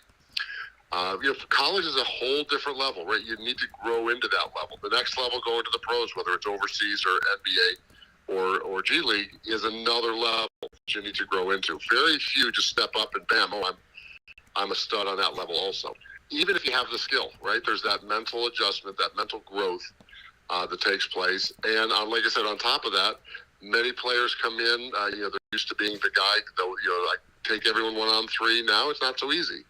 You got bigs back there. You got the guards who defend, who really get into you. And so there's a maturity level that it takes, to be able to win a close game. That's not just, we won this one, we lost the next one. It's a coin flip, right? There's an ability there that does develop. Yeah, and that, is something like you said. It's developing. It's getting there. It takes time. And that's. In today's world, nobody wants to give that, right? The microwave society, as they call it. Why do I have to sit here and wait for my soup to heat up? Why doesn't it just heat up when I look at it? So, to kind of look at each of these pieces individually, Judah Mintz, we've talked about him here. I want to go back to the flagrant foul call and what you saw, because there's a lot of people that hold the same feeling that you feel, that was not an egregious foul. There wasn't any type of malicious act or anything like that. It was a guy going to the basket, moving the ball from one side to the other, trying to make a basketball move. So, bring me into a play like that, because I think it speaks to a larger issue in basketball, which is the fact that it seems like you really can't do a whole lot of anything anymore without getting called for something. Well, what I saw in the play, then we'll get to your second point after. When I saw the play, he had a nice drive. He decided to Euro step. The defender anticipated it really well and stayed his discipline, got in front. But when he Euro stepped, Judah had both hands on the ball. He was bringing the ball up and across, not into the defender and across. And it was just a factor of make a good defensive play. Guy was in position, and in the natural brush of the move, there was some contact. Whether some selling on top of that, who knows? But the things that now that the rules are so are defined in such a way that sometimes you're trying to walk the tightrope between, was there intent? Was there this? Was there a contact? And these things happen so fast. I think you really have to err on the side of caution unless it's more of a deliberate thing, swinging the elbow to make space. And I didn't see anything in that regard. He looked like he was bringing the ball up above his head and across, right? It was crowded, so there was some contact there, and it was a strong defensive play, a great anticipation play to get in front of the Euro. So it's I didn't see that as a flagrant at all, and that was obviously a critical call because it gave them that extra point where they couldn't get back with one possession. Yeah, and then to the second point, I'd love to get your thoughts on the way that the game has. I don't want to say the way it's evolved, because in a way I think it's kind of devolved in this, but in the way that basketball is today, it seems sometimes impossible to play defense. And it's just, there's certain games where, and I think it was like the discrepancy of a Syracuse game recently where there was like almost 30 times that almost 30 free throws to like 7 free throws or whatever it may be, that there's games where either they don't call anything or they call everything, and then there's some times where they call everything on one side but not on the other side. But it just seems really, really difficult and almost laughable to even attempt to block a shot or play defense anymore. And then it's like, well, was I I'm set, but was it this or was it that? Listen, it's human beings. There's going to be error, but it seems like you just can't play the game as fluidly anymore. Well, the block charge is its own thing, right? That's always been a discussion from the beginning of time because it is, such a kind of subjective play. I mean, so that let's take that part out of it. But overall, obviously due to the rise in popularity of the 3-point line, kind of moving away from the post, the leagues and whether it's college or the pro has tried to speed up the game, create more offense by making it more difficult. So now, when I started my era, we used to joke that there were 2 refs, not 3. You could hand check, right? You push guys around the court. There were no flagrant fouls, really. You could throw guys on the ground. It was just known as a hard foul. It was the highest scoring period in NBA history. And the reason was because if you held still, you get grabbed. So you had to move the ball, pass and cut, play what we used to call hot potato basketball. So the tempo was high, and the ball movement was great because you needed to do that, or else you're just getting thrown on the ground, right? Think of the Jordan rules when he drive against Detroit. The rule was let's see how high he bounces when you throw him on the ground, and college has kind of gotten that way as well, where everything is, they want the lanes open, they want, drives and dunks, and so it's very difficult to be an aggressive defender. And, so the rules now really favor the offense, which is why a player like a Judah Mintz, who's great at going to the rim, will have an advantage, because he gets to the line a lot. And, Jesse, on the other hand, being a little slighter, needs to be a little cuter inside, getting a shot off, because they, being as you mentioned, being the taller player will, on a mismatch, he'll end up bumping into charges, etc. So, it's really just the name of the game to allow the free flowing offense is really handcuff the defenses. Like I said, back in the day when you could hand check, right, put a guy in a guy's hip, steer him a little bit.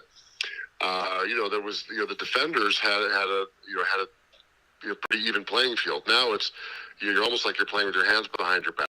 It's really, you have to understand the rules. You have to play more passing lanes, more corral guys into double teams. And, the nature of the game is changing. I'm not saying there's one way is better than the other. I'm just saying that now the rules really favor the aggressive offense, especially ball movement. And in our specific case where Jesse being in foul, that's something that's an issue.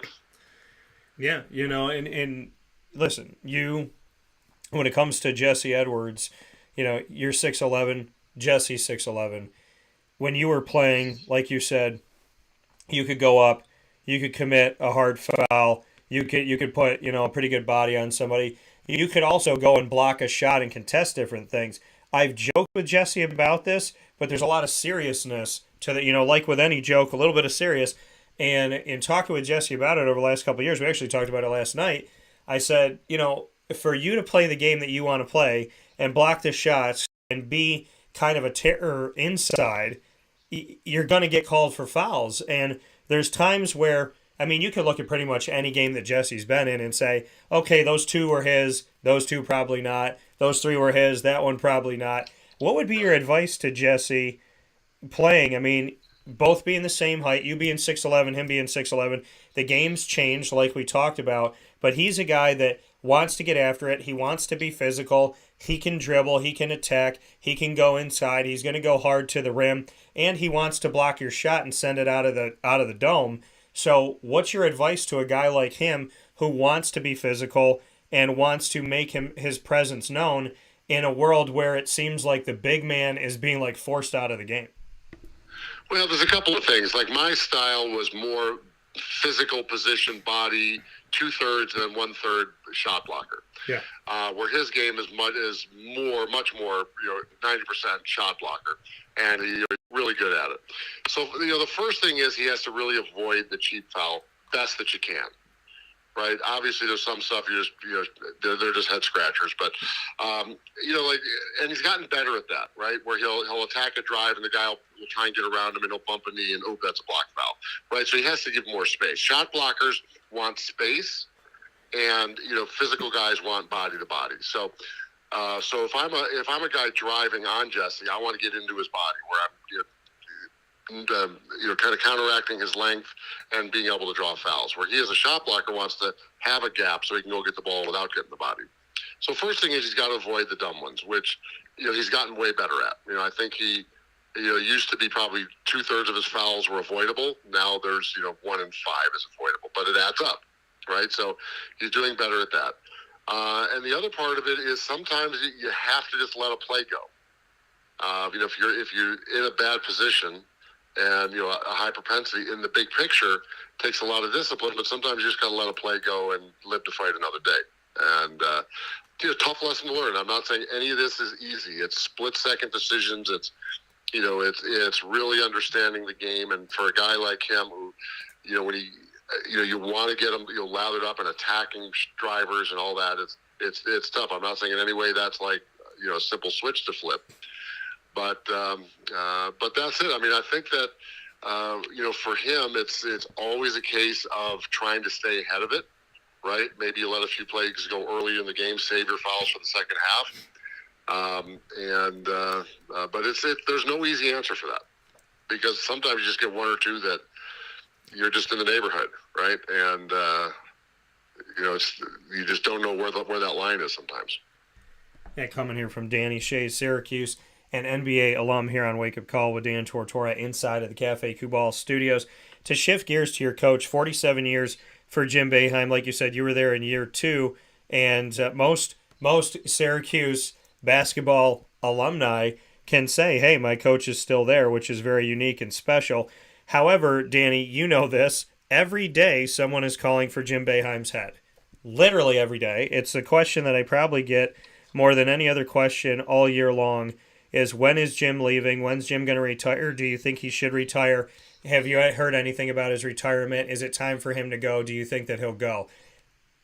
How do you handle, what are your thoughts on that? I mean, this is a guy who's been coaching not only basketball for almost 50 years, but doing it in one place, which is unheard of. Right. And he has a staff of all Syracuse alumni, which that's also unheard of, to have your entire staff be made up of and stay alumni and your former players. So how do you look at the fact that one of the questions that you can literally hear echo around the world, you can hear when it gets asked to me, it somehow echoes all the way out to Mountain Time, and you can hear it out there too, that, this Jim Boeheim question, somebody probably just said it this morning and is listening to the show like, did Dan just tap into my phone today?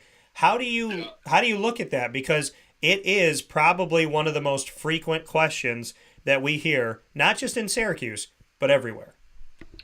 Well, Jim is like our Queen Elizabeth, right? Anyone under 60 does not remember a time before Jim Boeheim, right? It didn't exist. Yeah. And so that's part of it. So is there Jim Boeheim fatigue? Yeah, maybe. I mean, like I said, there's. I think it gets compounded by Krzyzewski retiring, by Roy Williams, by some of these guys stepping down, and then so the natural question is, well, is it Boeheim's time? And again, then compounded again with the team struggling recently. It's and I'll be honest with you, it's a dicey spot, because on the one hand, every year there's an end, right? And so look at a thing like recruiting, right? You're recruiting against, younger coaches, guys in their 40s and 50s, and every one of them is saying, well, Boeheim won't be there next year. You don't want to go there. So that's a thing that has to be addressed. So it's certainly not a positive when it's this kind of year by year kind of mentality. I don't know that Jim looks at it that way, but clearly it's an issue out in the marketplace. And like I said, I think it's a part of an issue of Boeheim fatigue, right? You see it in a lot of different areas. There was Michael Jordan fatigue, right? Oh, he's going to win MVP again, really? I mean, aren't there any other people? And so that gets to be a real thing, especially, like I said, since nobody under 60 remembers a time where he wasn't there. And so I think that the position of the university, John Wildhack, the athletic director, is he's certainly earned the right to call the shot on that. And whether there's a string of bad seasons that adds that. When you look at connections to the program that don't exist other places, Obviously a skilled coach, Hall of Famer. And, but again, you do have to wonder, as people do, when, now that the Boeheim boys are gone, is there still the fire and drive? And that's something that, that I think will answer itself. And again, it's a kind of a dicey thing. And, but, seeing how the season turns out, will be an issue, right? If this team kind of rebounds and builds back, and Jim gets, the city gets excited behind it, that's one thing. If the things go south and then you have Jesse and Joe leave, then who knows? But if they may come back, are they going to come back for another year, or whether one or the other? So a lot of unanswered questions, and the biggest thing is. Support your team, right? It's I love the passion. I love that people are engaged enough that they're fired up about it. That shows passion behind the team and the program, and I think that's the key number one. And I think the Boeheim question will play itself out. Yeah, I mean it's a good way to say it. That it'll eventually play its way out and whatnot. He has a unique bedside manner. Right, and we know that he has his personality, and he has the things that he's going to stand for. He said at the beginning of this year something that I thought was a sign of the apocalypse, Danny, and that's when he said that they were going to play man-to-man and zone. And I was like, this can't be real. And it really hasn't been for the most part. I believed him. But no, I didn't believe him. I was like, I feel like he's just screwing with people at this point. But and I kind of want to pull him aside at the end of the year and be like, did you do that just to mess with people that won't shut up about it? Was that kind of your way of just getting somebody to think? And then a few games in, they're like, okay, you got us.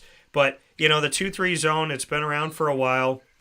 We talk about the 3-point being a place of emphasis. Really, anybody can make it. Centers are making 3-point shots. The game has changed.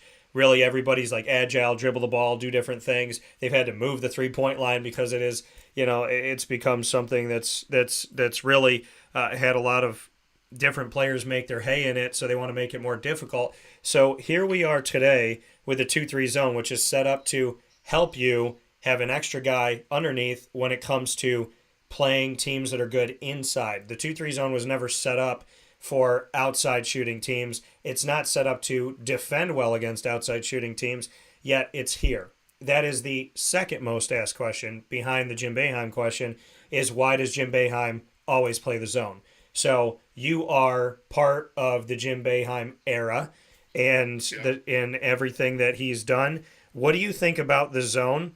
And, feet to the fire, do you think that, we're kind of seeing a time where the zone is getting passed and the game has changed to a way where the zone is being rendered more ineffective, especially, when you're playing Colgate back-to-back years and you're losing to a team that is going to shoot threes and your zone is set up to allow that to happen. So how do you look at the zone at this point?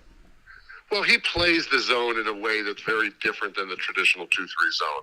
For those of the aficionados who watch and analyze these things, the way they rotate on the top is from the top around, not from the bottom out. And so a little hard to describe without, some pictures. But he plays the zone in a way that's designed, to match the 2-3 or to match the 3-point shooters. Early in the season, young players not really used to it, gave up a lot of threes and struggled. Now they're doing a better job at it.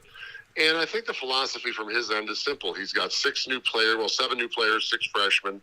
And if he gets a complicated scheme, it's going to take, be kind of open for being a jack of all trades, master of none, right? And this is a very, very effective coaching strategy when you have, this kind of situation, a lot of new players. You simplify your executions, right? You limit, the number of options so you can do them well. Better to do one thing really well than 5 things, halfway, and then grow from there, right? So you've seen this periodically, especially recently, where he's come out early in the season with a deeper bench, with more different things, and then settled into a 6-man rotation and zone defense with 2 minutes of press a game. And then you've seen the team develop more and more consistency by doing that. He talks about, if I put in 2 different defenses or 3 different defenses, then I'm only practicing them all a third of the time each. If I'm doing one, I'm doing that 100% of the time and getting better at it. So that's the thinking behind it. And with that many young players coming in, it's a very viable strategy to say, look, we're going to focus on one thing. We're going to master it and get better as it goes. And then we can throw in some wrinkles here and there versus, trying to do four things at once. But, like I said, I totally understand the, can't we try something else mode. Certainly on the offensive end, you see him, still looking for that solution at the 3 and the 4 by, moving guys around. Benny, Chris Bell, you got Q coming in. You've got, obviously, Justin Taylor coming in. And so there's, a lot of activity trying to see who's going to step up and capture that position, right? So still a lot of experimentation there. Same thing with the point guard with Judah Mintz, finding his balance between scoring and dishing, finding their groove on the,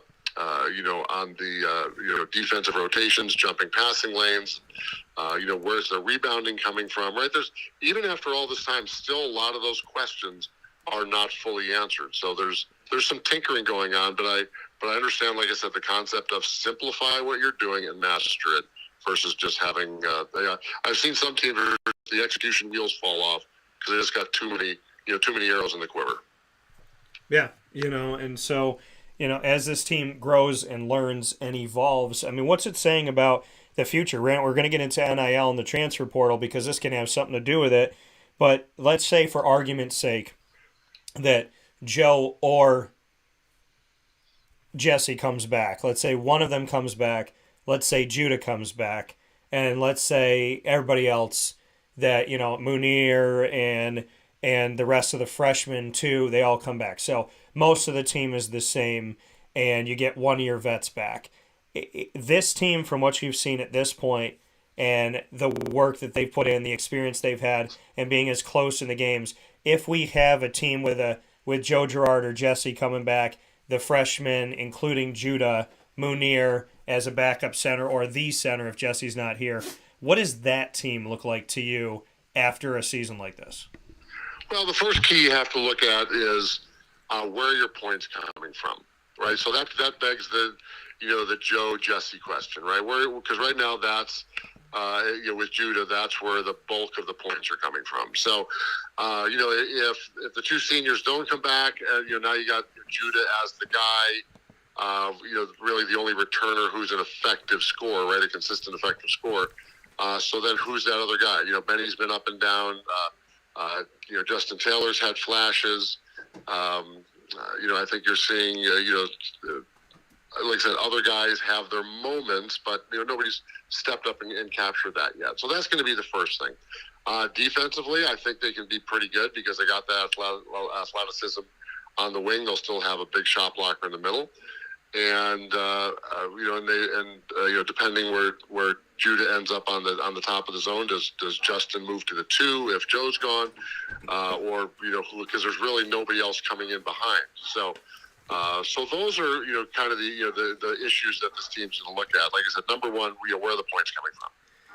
Yeah, and I think obviously it's a great point to make, is essentially where is that scoring coming from, and that's been a way to really look at the transition of a bunch of teams in recent history here, is who's going to make up for that. And I think that there wasn't enough credit to, number one, the way that Buddy played and what he did and what he's meant to the team over his time at Syracuse. The fact that Jimmy was arguably one of the most fundamentally sound players Syracuse has had in a long time. And then Cole Swider, what he could bring and the element that he could bring to the game. And even if he wasn't scoring a lot of points in certain games, him and Buddy on the floor together created a dynamic, and as well as Joe having so many different guys that can shoot from the 3. So, I think that there needs to be some more credit when there is this transitionary period from one team to the next, that you have to kind of figure it out, right? You come into this season and say, okay, if Jesse can get 10 points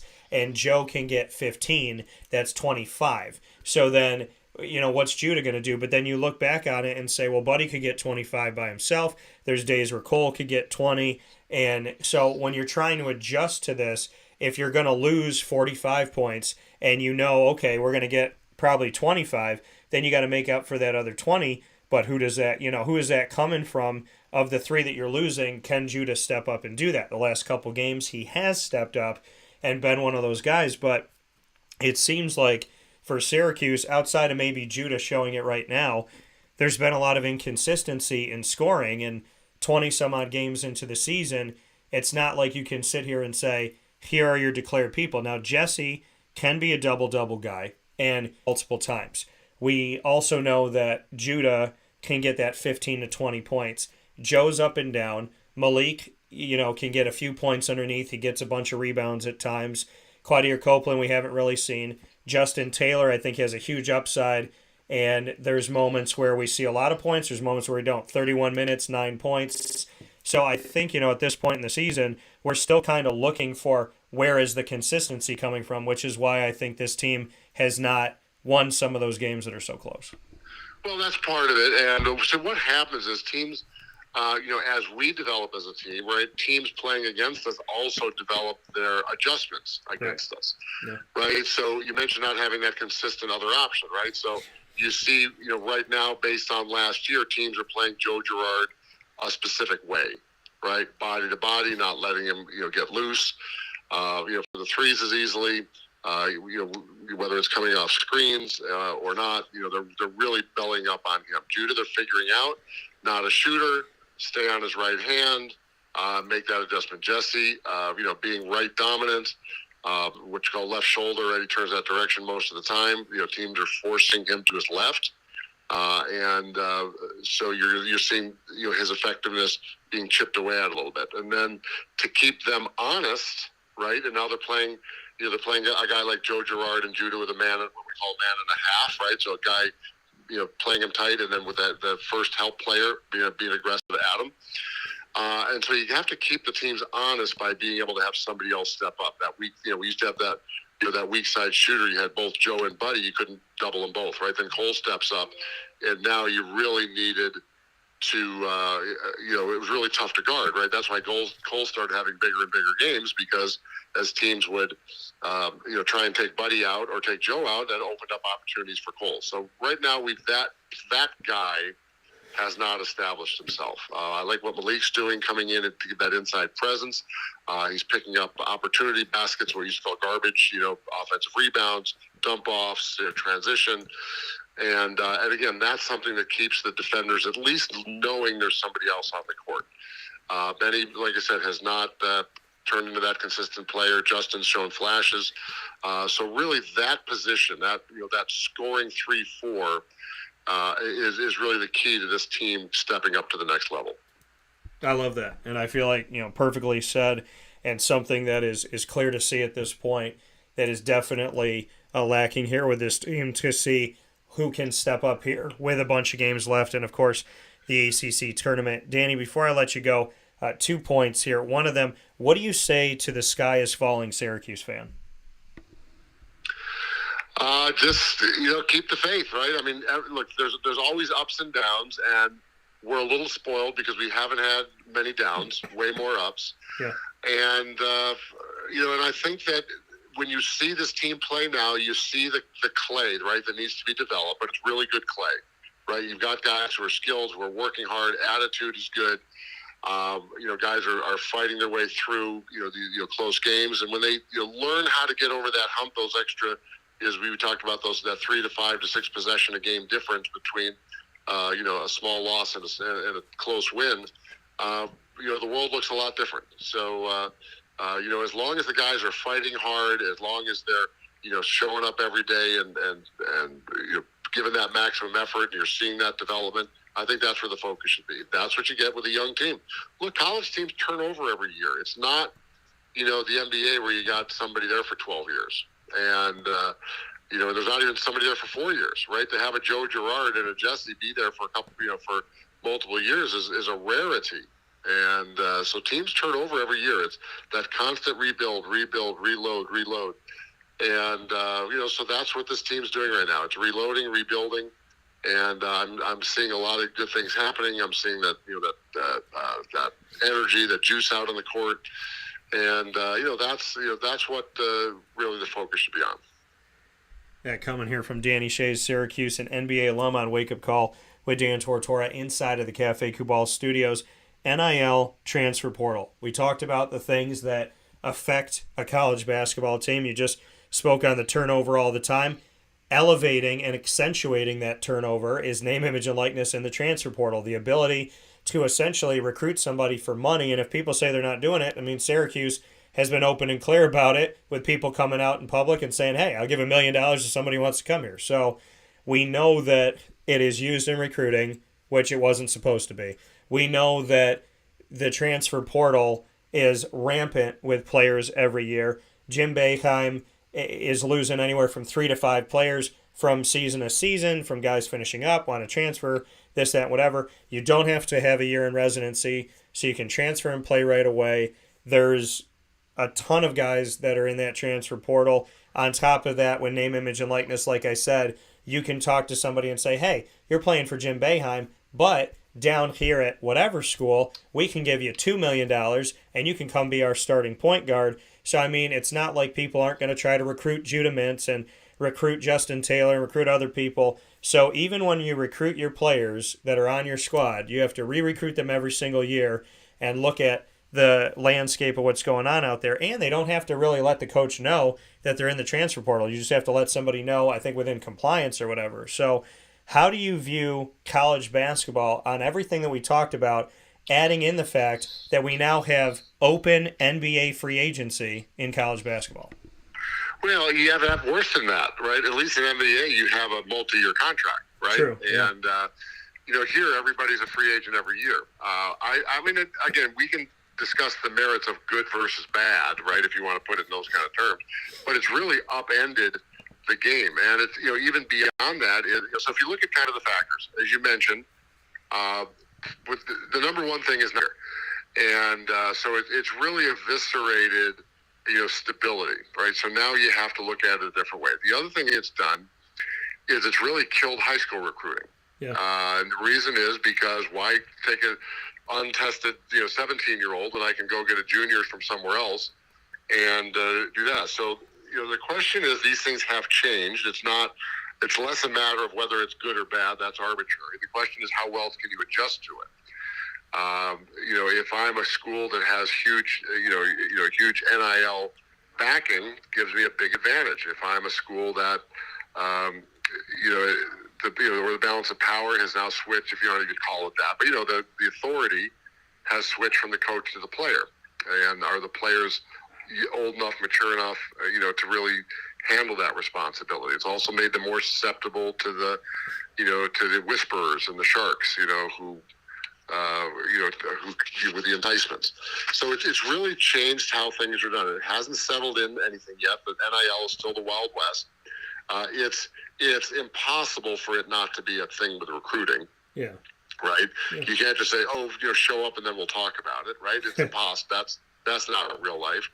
And it's just the schools that adjust well are going to have an advantage, and that's how every major change goes. And these are not a major change; it's like 3 major changes. Like I said, I feel bad for the high school kids because on top of that, giving everyone in college that 5th year during the COVID era, until that pig goes through the snake, right? All those 5th-year players are taking spots from would-be high school players. And there's a lot of spots, right? There's a study I saw that 1,000 high school jobs disappeared. And where players have just, stayed, or coaches have recruited from other coaches, not from the high schools. And, it's really flipped the order. We used to be high school first, JUCO second, transfer third, because they had to sit out. Now it's transfer first, JUCO second, high school third. And so it's, that's made it tougher from that standpoint. So for a team like Syracuse to bring in 6 freshmen is unheard of in today's game. And, philosophically, you're a portal guy or you're not a portal guy, but I think the stark reality is, you have to be, because as long as that rule's in place, you can get better players from the portal than you can from most high school games. Yeah, and that's, again, like you said, affecting high school recruitment. I mean, the thing that really frustrates me above everything is that there's people that are sitting here, Danny, saying, well, we didn't see this coming. We didn't think it was going to be this bad. You opened up a world of money with no cap being able to move with no restrictions, and you put no rules upon it. I mean, when you hit, you know what I mean? It's like you went from one end of the spectrum to the other end. You went from Jim Boeheim loses 101 games because $500 were made at the YMCA and a paper was written, whatever. You go from that to you can give somebody $1 million. There's guys out there at NIL right now, football players making $13 million, and I'm sitting here saying that's more than rookies get paid in the NFL per year. He's making, this rookie's getting paid $3 million a year. This guy's gonna make $13.9 million at 18 years old. He hasn't even played a college football down, let alone in the NFL. So you have that side of it, and like you said, the money part of it, and I've talked to not even just Division I, but Division II, they said the second question, there's a coach talking to me. He said, when I have a player come on campus for a visit, their second question is, what's the NIL situation here? That's the second thing they want. And so, the coach is sitting there with the player saying to them, hey, if I come to your school, how much money am I going to get? Because if I go to this other school, they told me I'm going to get at least $175,000. So if I come to your school, am I going to get $250,000? What are we talking about here? How many businesses do you have in the bag? And, I just, obviously the amateurism is going away, but I don't know how you feel about it, Danny, but kind of in closing here, I struggle with people saying, why did you come to Syracuse? Because someone gave me $1 million. Not because of Jim, not because of the community, not because of the team, not because of the history, but because they paid a little bit more than Kentucky did. So here's my take on it. Several years ago, when I was working at an economics firm, I did an exhaustive study on one and done. And because the idea was the league at the time, I did this for the league and the Players Association. The idea was to say, where's the sweet spot, right? Is one and done? Is the one and done the right thing? Is two and done the right thing? Is none and done the right thing? Like, where's the sweet spot? So I did an analysis of all of the literally over 1,000 players over 13 years who entered from college to the pros and tracked their outcomes and tried to figure out where the sweet spot was. And the conclusions were thus, right? If you're a top 15 player, the NBA is good at identifying that. After that, it's a total crapshoot. Second round, there's zero correlation between pick and success. So what does that mean? That guys who come out early, unless you're a lottery pick, you have a very poor, the option of a very poor outcome. The idea with NIL, so the idea was, so I came up with a recommendation on when the draft portal should be open, going from college to the pro. But the flip side of that is that the athlete takes 100% of the risk with, let's be honest, zero benefit. Now, we can argue, well, they get marketed and they get a scholarship. And, okay, that's not a real benefit because if you're not going 4 years, you're not getting a degree. And if you're being marketed only to the sense that the NBA teams get a free development league. Yeah. And so, but you have 100% of the risk if, injury or something happens, whatever. And the idea was to put a little more balance into that and say to a Joe Girard, a Jeremy Grant, a guy who's not LeBron, now you have an option. Instead of having, 85 guys go in the draft when there's only 60 spots, 85 underclassmen, forget seniors, forget foreign, when only like 20 of them are going to get, 30 of them are going to get drafted with any real possibility of making it through that mechanism, another 50 are going to get tossed on the side of the road, right? Instead of that, I can take a player and make it enticing for him to stay in college that extra year or two because he can support his family. He can make some money. He doesn't have the 100% of the risk because if I get hurt, I can't play. I've lost everything. And so there is a very strong case to be made that allowing players to earn money in college is a great thing for the player. Now you boil down from theory to practice, and that's where it gets dicey. How do you do it? What qualifies? How do you blah blah blah, right? And that's where you're seeing it without the rules. To say the NCAA approved it without putting the guardrails, without putting the rules in place. So that's why it's a little bit of a cluster right now. But as a principle, I think it's a great principle because, like I said, from the player's side, the fact that they have 100% of the risk with none of the reward. Colleges make billions, NBA makes billions. Once you get into the NBA itself, you have a chance of making money. but the NBA is excluding you from coming in for the one and done, right? And you have no option to make money elsewhere. And if you do, if I make $500 signing autographs at YMCA, my entire career gets wiped out. Really? So that's the real conversation. Now, you go to the practice of it. How is it implemented? How is it being driven? And that's where it gets a little dicey. I mean, the pendulum will swing one way, it'll swing back. If this becomes I assume it is, a permanent fixture of college life. Hopefully somebody will figure out the right way to do it. I don't know that the right way to do it has been figured out yet, but the fact that the players have this ability is great for the players. Does it create competitive imbalance? Absolutely. Who's going to, like any rule change? Yeah. If when we outlawed zones, did it create an imbalance? Absolutely. The teams that adjusted better did better. Made the 3-point line. The competitive imbalance? Absolutely. Whoever is better at 3-point shooting has a huge advantage. And so it's whoever's going to adjust better. And yes, I'm not naive to say that Miami is a bigger city than Syracuse. Atlanta is a bigger city than Syracuse. They have more potential money there. Get it. Yeah. But there's no fix for that. That is what it is, right? So, is that the only issue that players get recruited for? And how many players are really in that category of the $10 million NIL deal? Not many, right? But for the bulk of guys, if there's nothing but a benefit that they can, get a commercial, sign autographs for some money, get an endorsement deal, get a a radio show, and especially for poor kids coming up, feed their family, they have that ability. So, so I'm in favor of that in theory. I'm not necessarily a fan of how it's being done in practice. Couldn't have said it better myself. I do think there should be something, but the way that it's been implemented is kind of like an octopus that was just released into like a Walmart and tentacles are just everywhere. So with that being said, Danny, my final note here, probably my most important one, most important person in my life ever, my grandma, my mom's mom, I called her G-Mama.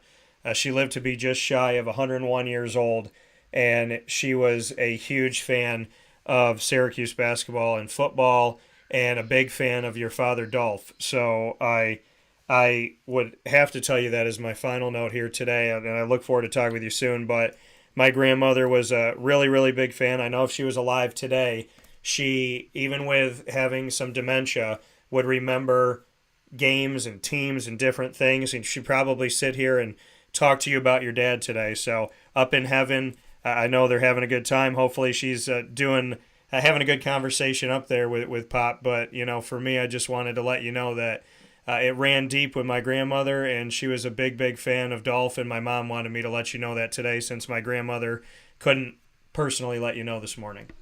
Well, that's awesome, Dad. Thank you so much. That means a lot. Once we get farther away from it, those moments are less and less, and to have that, that comment means a lot. Thanks so much. That comment from Danny. Thank Mom for me. I will. And as always, great to talk to you. Great to talk with you too, Danny, and thank you for your expertise and always being on the other end of the phone, replying and giving me some of your time. I can't thank you enough for that. A living legend and deserving of having that name in the rafters. And Syracuse, you're on alert. If you don't do it, I'm going to do it. So, Danny, thank you as always, and God bless. I look forward to talking with you soon. You bet. Thanks so much. Take care. That coming from Danny Schayes once again here on Wake Up Call with Dan Tortora, where sports meets that thing called life. We'll take our final step aside on the broadcast this morning, and we'll wrap up the show and get you ready for Friday right after this.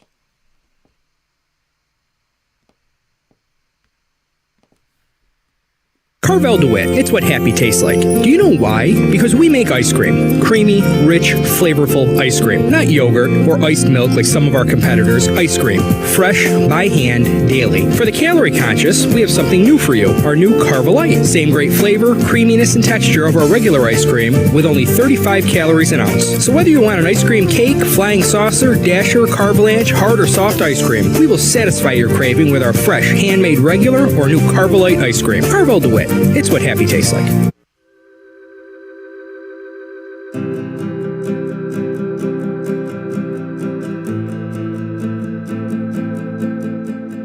Cafe Cabal offers same-day local delivery of our products, offering no delivery charge for Onondaga County. Shop cafecabal.com for fresh roasted coffee beans, cold brew, travel mugs, and all your essential Cafe Cabal needs. Cafe Cabal, coffee for the soul.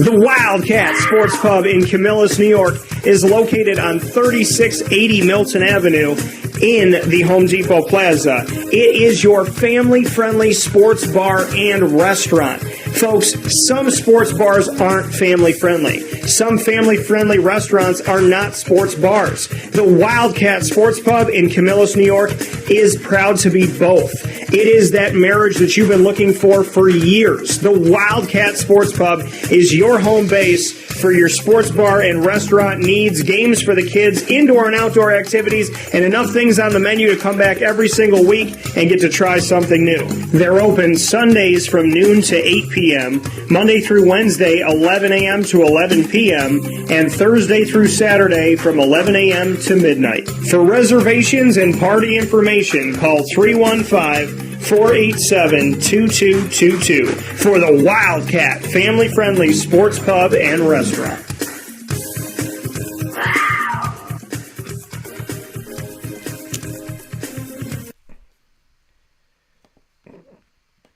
Welcome back here to Wake Up Call with Dan Tortora inside of the Cafe Kubal studios, hanging out with you where sports truly meets that thing called life. I can't thank you enough for being a part of the show and navigating with me as I've been on the mend with a lot of voice stuff going on, unfortunately. Different throat pain and allergies and sinus and all this stuff. So I appreciate your continued prayers, and I continue to pray for you all too. I want to thank my guest today, Papa Joe, of course, every Thursday being with us. He is a godsend and just somebody that I love being able to talk with and share with the world. So I appreciate Papa Joe being here with us to talk about the Jacksonville Jaguars, the new Pro Bowl games, not called the Pro Bowl anymore, as well as the upcoming NFL championship between the Chiefs and the Eagles. And, of course, we got to talk about coaching as well. We got to talk about Sean Payton, Frank Reich, and the hiring of DeMeco Ryans. And I put up on our Twitter, and as I told you before, if you're not on Twitter, jump on Twitter now, sign up, follow at CallDT. If you are on Twitter, then just search me at CallDT, CALLDT. Click follow, and you can vote in all of our polls. The polls I just put up this morning, who's going to win the Super Bowl, and as of right now, 64.3% have chosen the Chiefs, 35.7% have chosen the Eagles. And then I said, what's been the best hire, in your opinion, in the NFL of the coaches we talked about today? Frank Reich to the Panthers, Sean Payton to the Broncos, DeMeco Ryans to the Texans. Right now, DeMeco is winning 44.8%. Sean Payton was winning. He's at 31%. And Frank Reich at 24.1%. So all the coaches getting votes this morning. You can continue to vote in those polls. Make sure you do it ASAP at CallDT on Twitter. That's CALLDT. So vote in those polls. So big ups to Papa Joe getting to talk about so many different things, including baseball coming back and Syracuse and Pitt having a game in the Yankee Stadium coming up here 100 years after they did it in Old Yankee Stadium. I also want to thank Danny Schayes for his expertise, his so eloquent with his words, concise, has his points, does his research, spends his time. He's just a great, to me, place of wisdom and knowledge, and he's evolving and constantly learning and growing and just always taking in the information, right? You know, and then bringing something out based on his thoughts on the information. So I love that. You know, a lot of people these days, they don't do their research and they're not prepared. And Danny is just somebody that's just a wealth of knowledge to talk to, and I love it. I love his kindness. He's so humble, always makes time for me. So I can't thank you enough, Danny, for being a part of the show. And on behalf of my grandma, thanks to you and to your dad, Dolph, and to your family for everything you've done for my family and for my grandma up in heaven. Maybe she's interviewing Dolph right now. Maybe they're sitting and having a cup of coffee this morning while they listen to the show. So God bless to them, and God bless to you, Danny, and thank you again for your time. Wake Up Call is with you here, like I said, every Monday through Friday from 9 a.m. to 11 a.m. Eastern Time, where sports meets that thing called life. YouTube.com, Facebook.com, and MixLR.com, all /WakeUpCallDT. On Facebook.com /LiveNowDT, and on WakeUpCallDT.com's homepage. You can also get us by going to the archives. So, looking at Amazon Music, Audible, iHeartRadio, iTunes, and Apple Podcasts, MixLR, Player FM, Podbean, Podvine, TuneIn, Spotify, Stitcher, and YouTube. All you have to do is search Wake Up Call with Dan Tortora, or one word, Wake Up Call DT. On any one of these outlets, it is free to listen and to watch. So make sure you do it. I've made it free for you. These amazing outlets, I want to thank every one of these companies for allowing me the opportunity to share my show with the world through them. And you can also get us on Alexa powered devices and Google Home devices. All you have to do is ask them to play the latest episode of Wake Up Call with Dan Tortora, and they'll do that as well. Thanks to our incredible partners in the community, Cafe Cubal, Carvel DeWitt, the Wildcat Sports Pub, Witty Wicks, Avicoli's, PB&J's Lunchbox, Ma and Pa's Kettle Corn and Popcorn Factory, Canine Camp Dog Daycare, Mother's Cupboard, 317 at Montgomery. The name of the restaurant is the name of the location, 317 Montgomery Street in downtown Syracuse, by Bryan and Stratton College and by Lemoyne College as well. Great Lakes Honda City, Chick-fil-A Cicero and Chick-fil-A Clay, Canine Campground Dog Boarding, Chick-fil-A Watertown, Pizza Man, and of course, as I mentioned here, we are the proud, exclusive multimedia marketing partner of your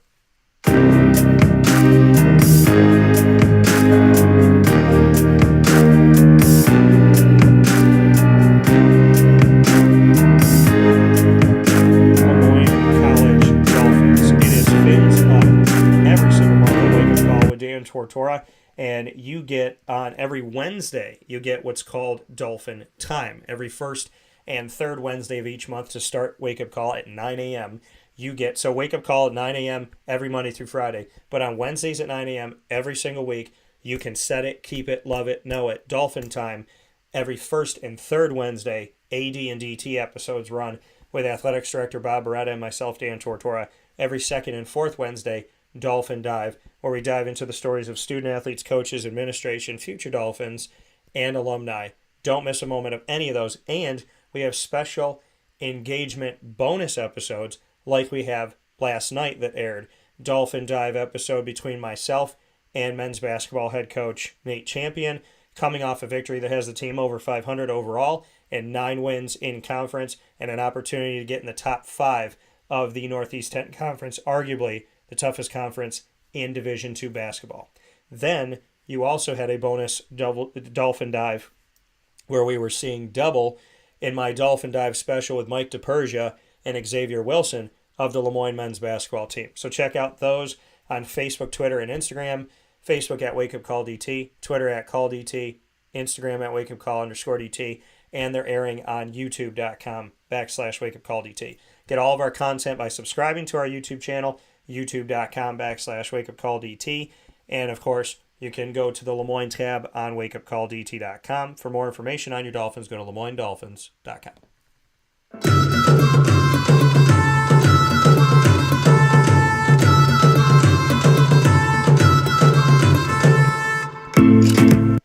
Wake Up Call with Dan Tortora is the proud, exclusive multimedia marketing partner of your Bryan and Stratton College Bobcats of Syracuse. The Bobcat Buzz comes to you every single month on Wake Up Call with Dan Tortora. Student athletes and coaches joining the broadcast to tell their stories in a way that has never happened before, with a spotlight on Bryan and Stratton that is bigger and more frequent than you've ever seen. With the men's and women's soccer teams, men's and women's basketball teams, esports coming up, and the inaugural baseball season. We just had a Bobcat Buzz with Sean Peak. We're about to have another one on Friday with Clay Gagan Sherman. And we had a bonus special that came to you last night, which featured Tay Baker as his team has advanced out to a 10-1 start in his first season, not only as the head coach of Bryan and Stratton women's basketball at Syracuse, but his first ever time as a head coach after being an assistant for the women's team last season. So, in his first season as a head coach and the Bryan and Stratton College of Syracuse women's basketball head coach, the team is 10-1, and Tay Baker and his daughter join me for a special Bobcat Buzz now airing on Facebook at Wake Up Call DT, Twitter at Call DT, Instagram at Wake Up Call _DT, and on YouTube.com/Wake Up Call DT. Find all of our content with the Bobcats by going to BSC Syracuse tab on wakeupcalldt.com, subscribing to our YouTube channel, youtube.com/Wake Up Call DT, and of course, for more information on your Bobcats, go to syracuse.bscbobcats.com. With that being said, I want to thank you for tuning in to today's broadcast inside of the Cafe Kubal studios. Thanks once again to Papa Joe and to Danny Schayes. Head out to Cafe Kubal today, warm up, or if you like iced coffee, some people like the iced coffee and the iced chai all the time. So get your hot or iced, get your treats and your food by supporting local. Cafe Kubal. Every one of their cafes has a different personality. It's like a big family having a bunch of different kids, right? It's like Cafe Kubal is the parent and all the locations are the kids.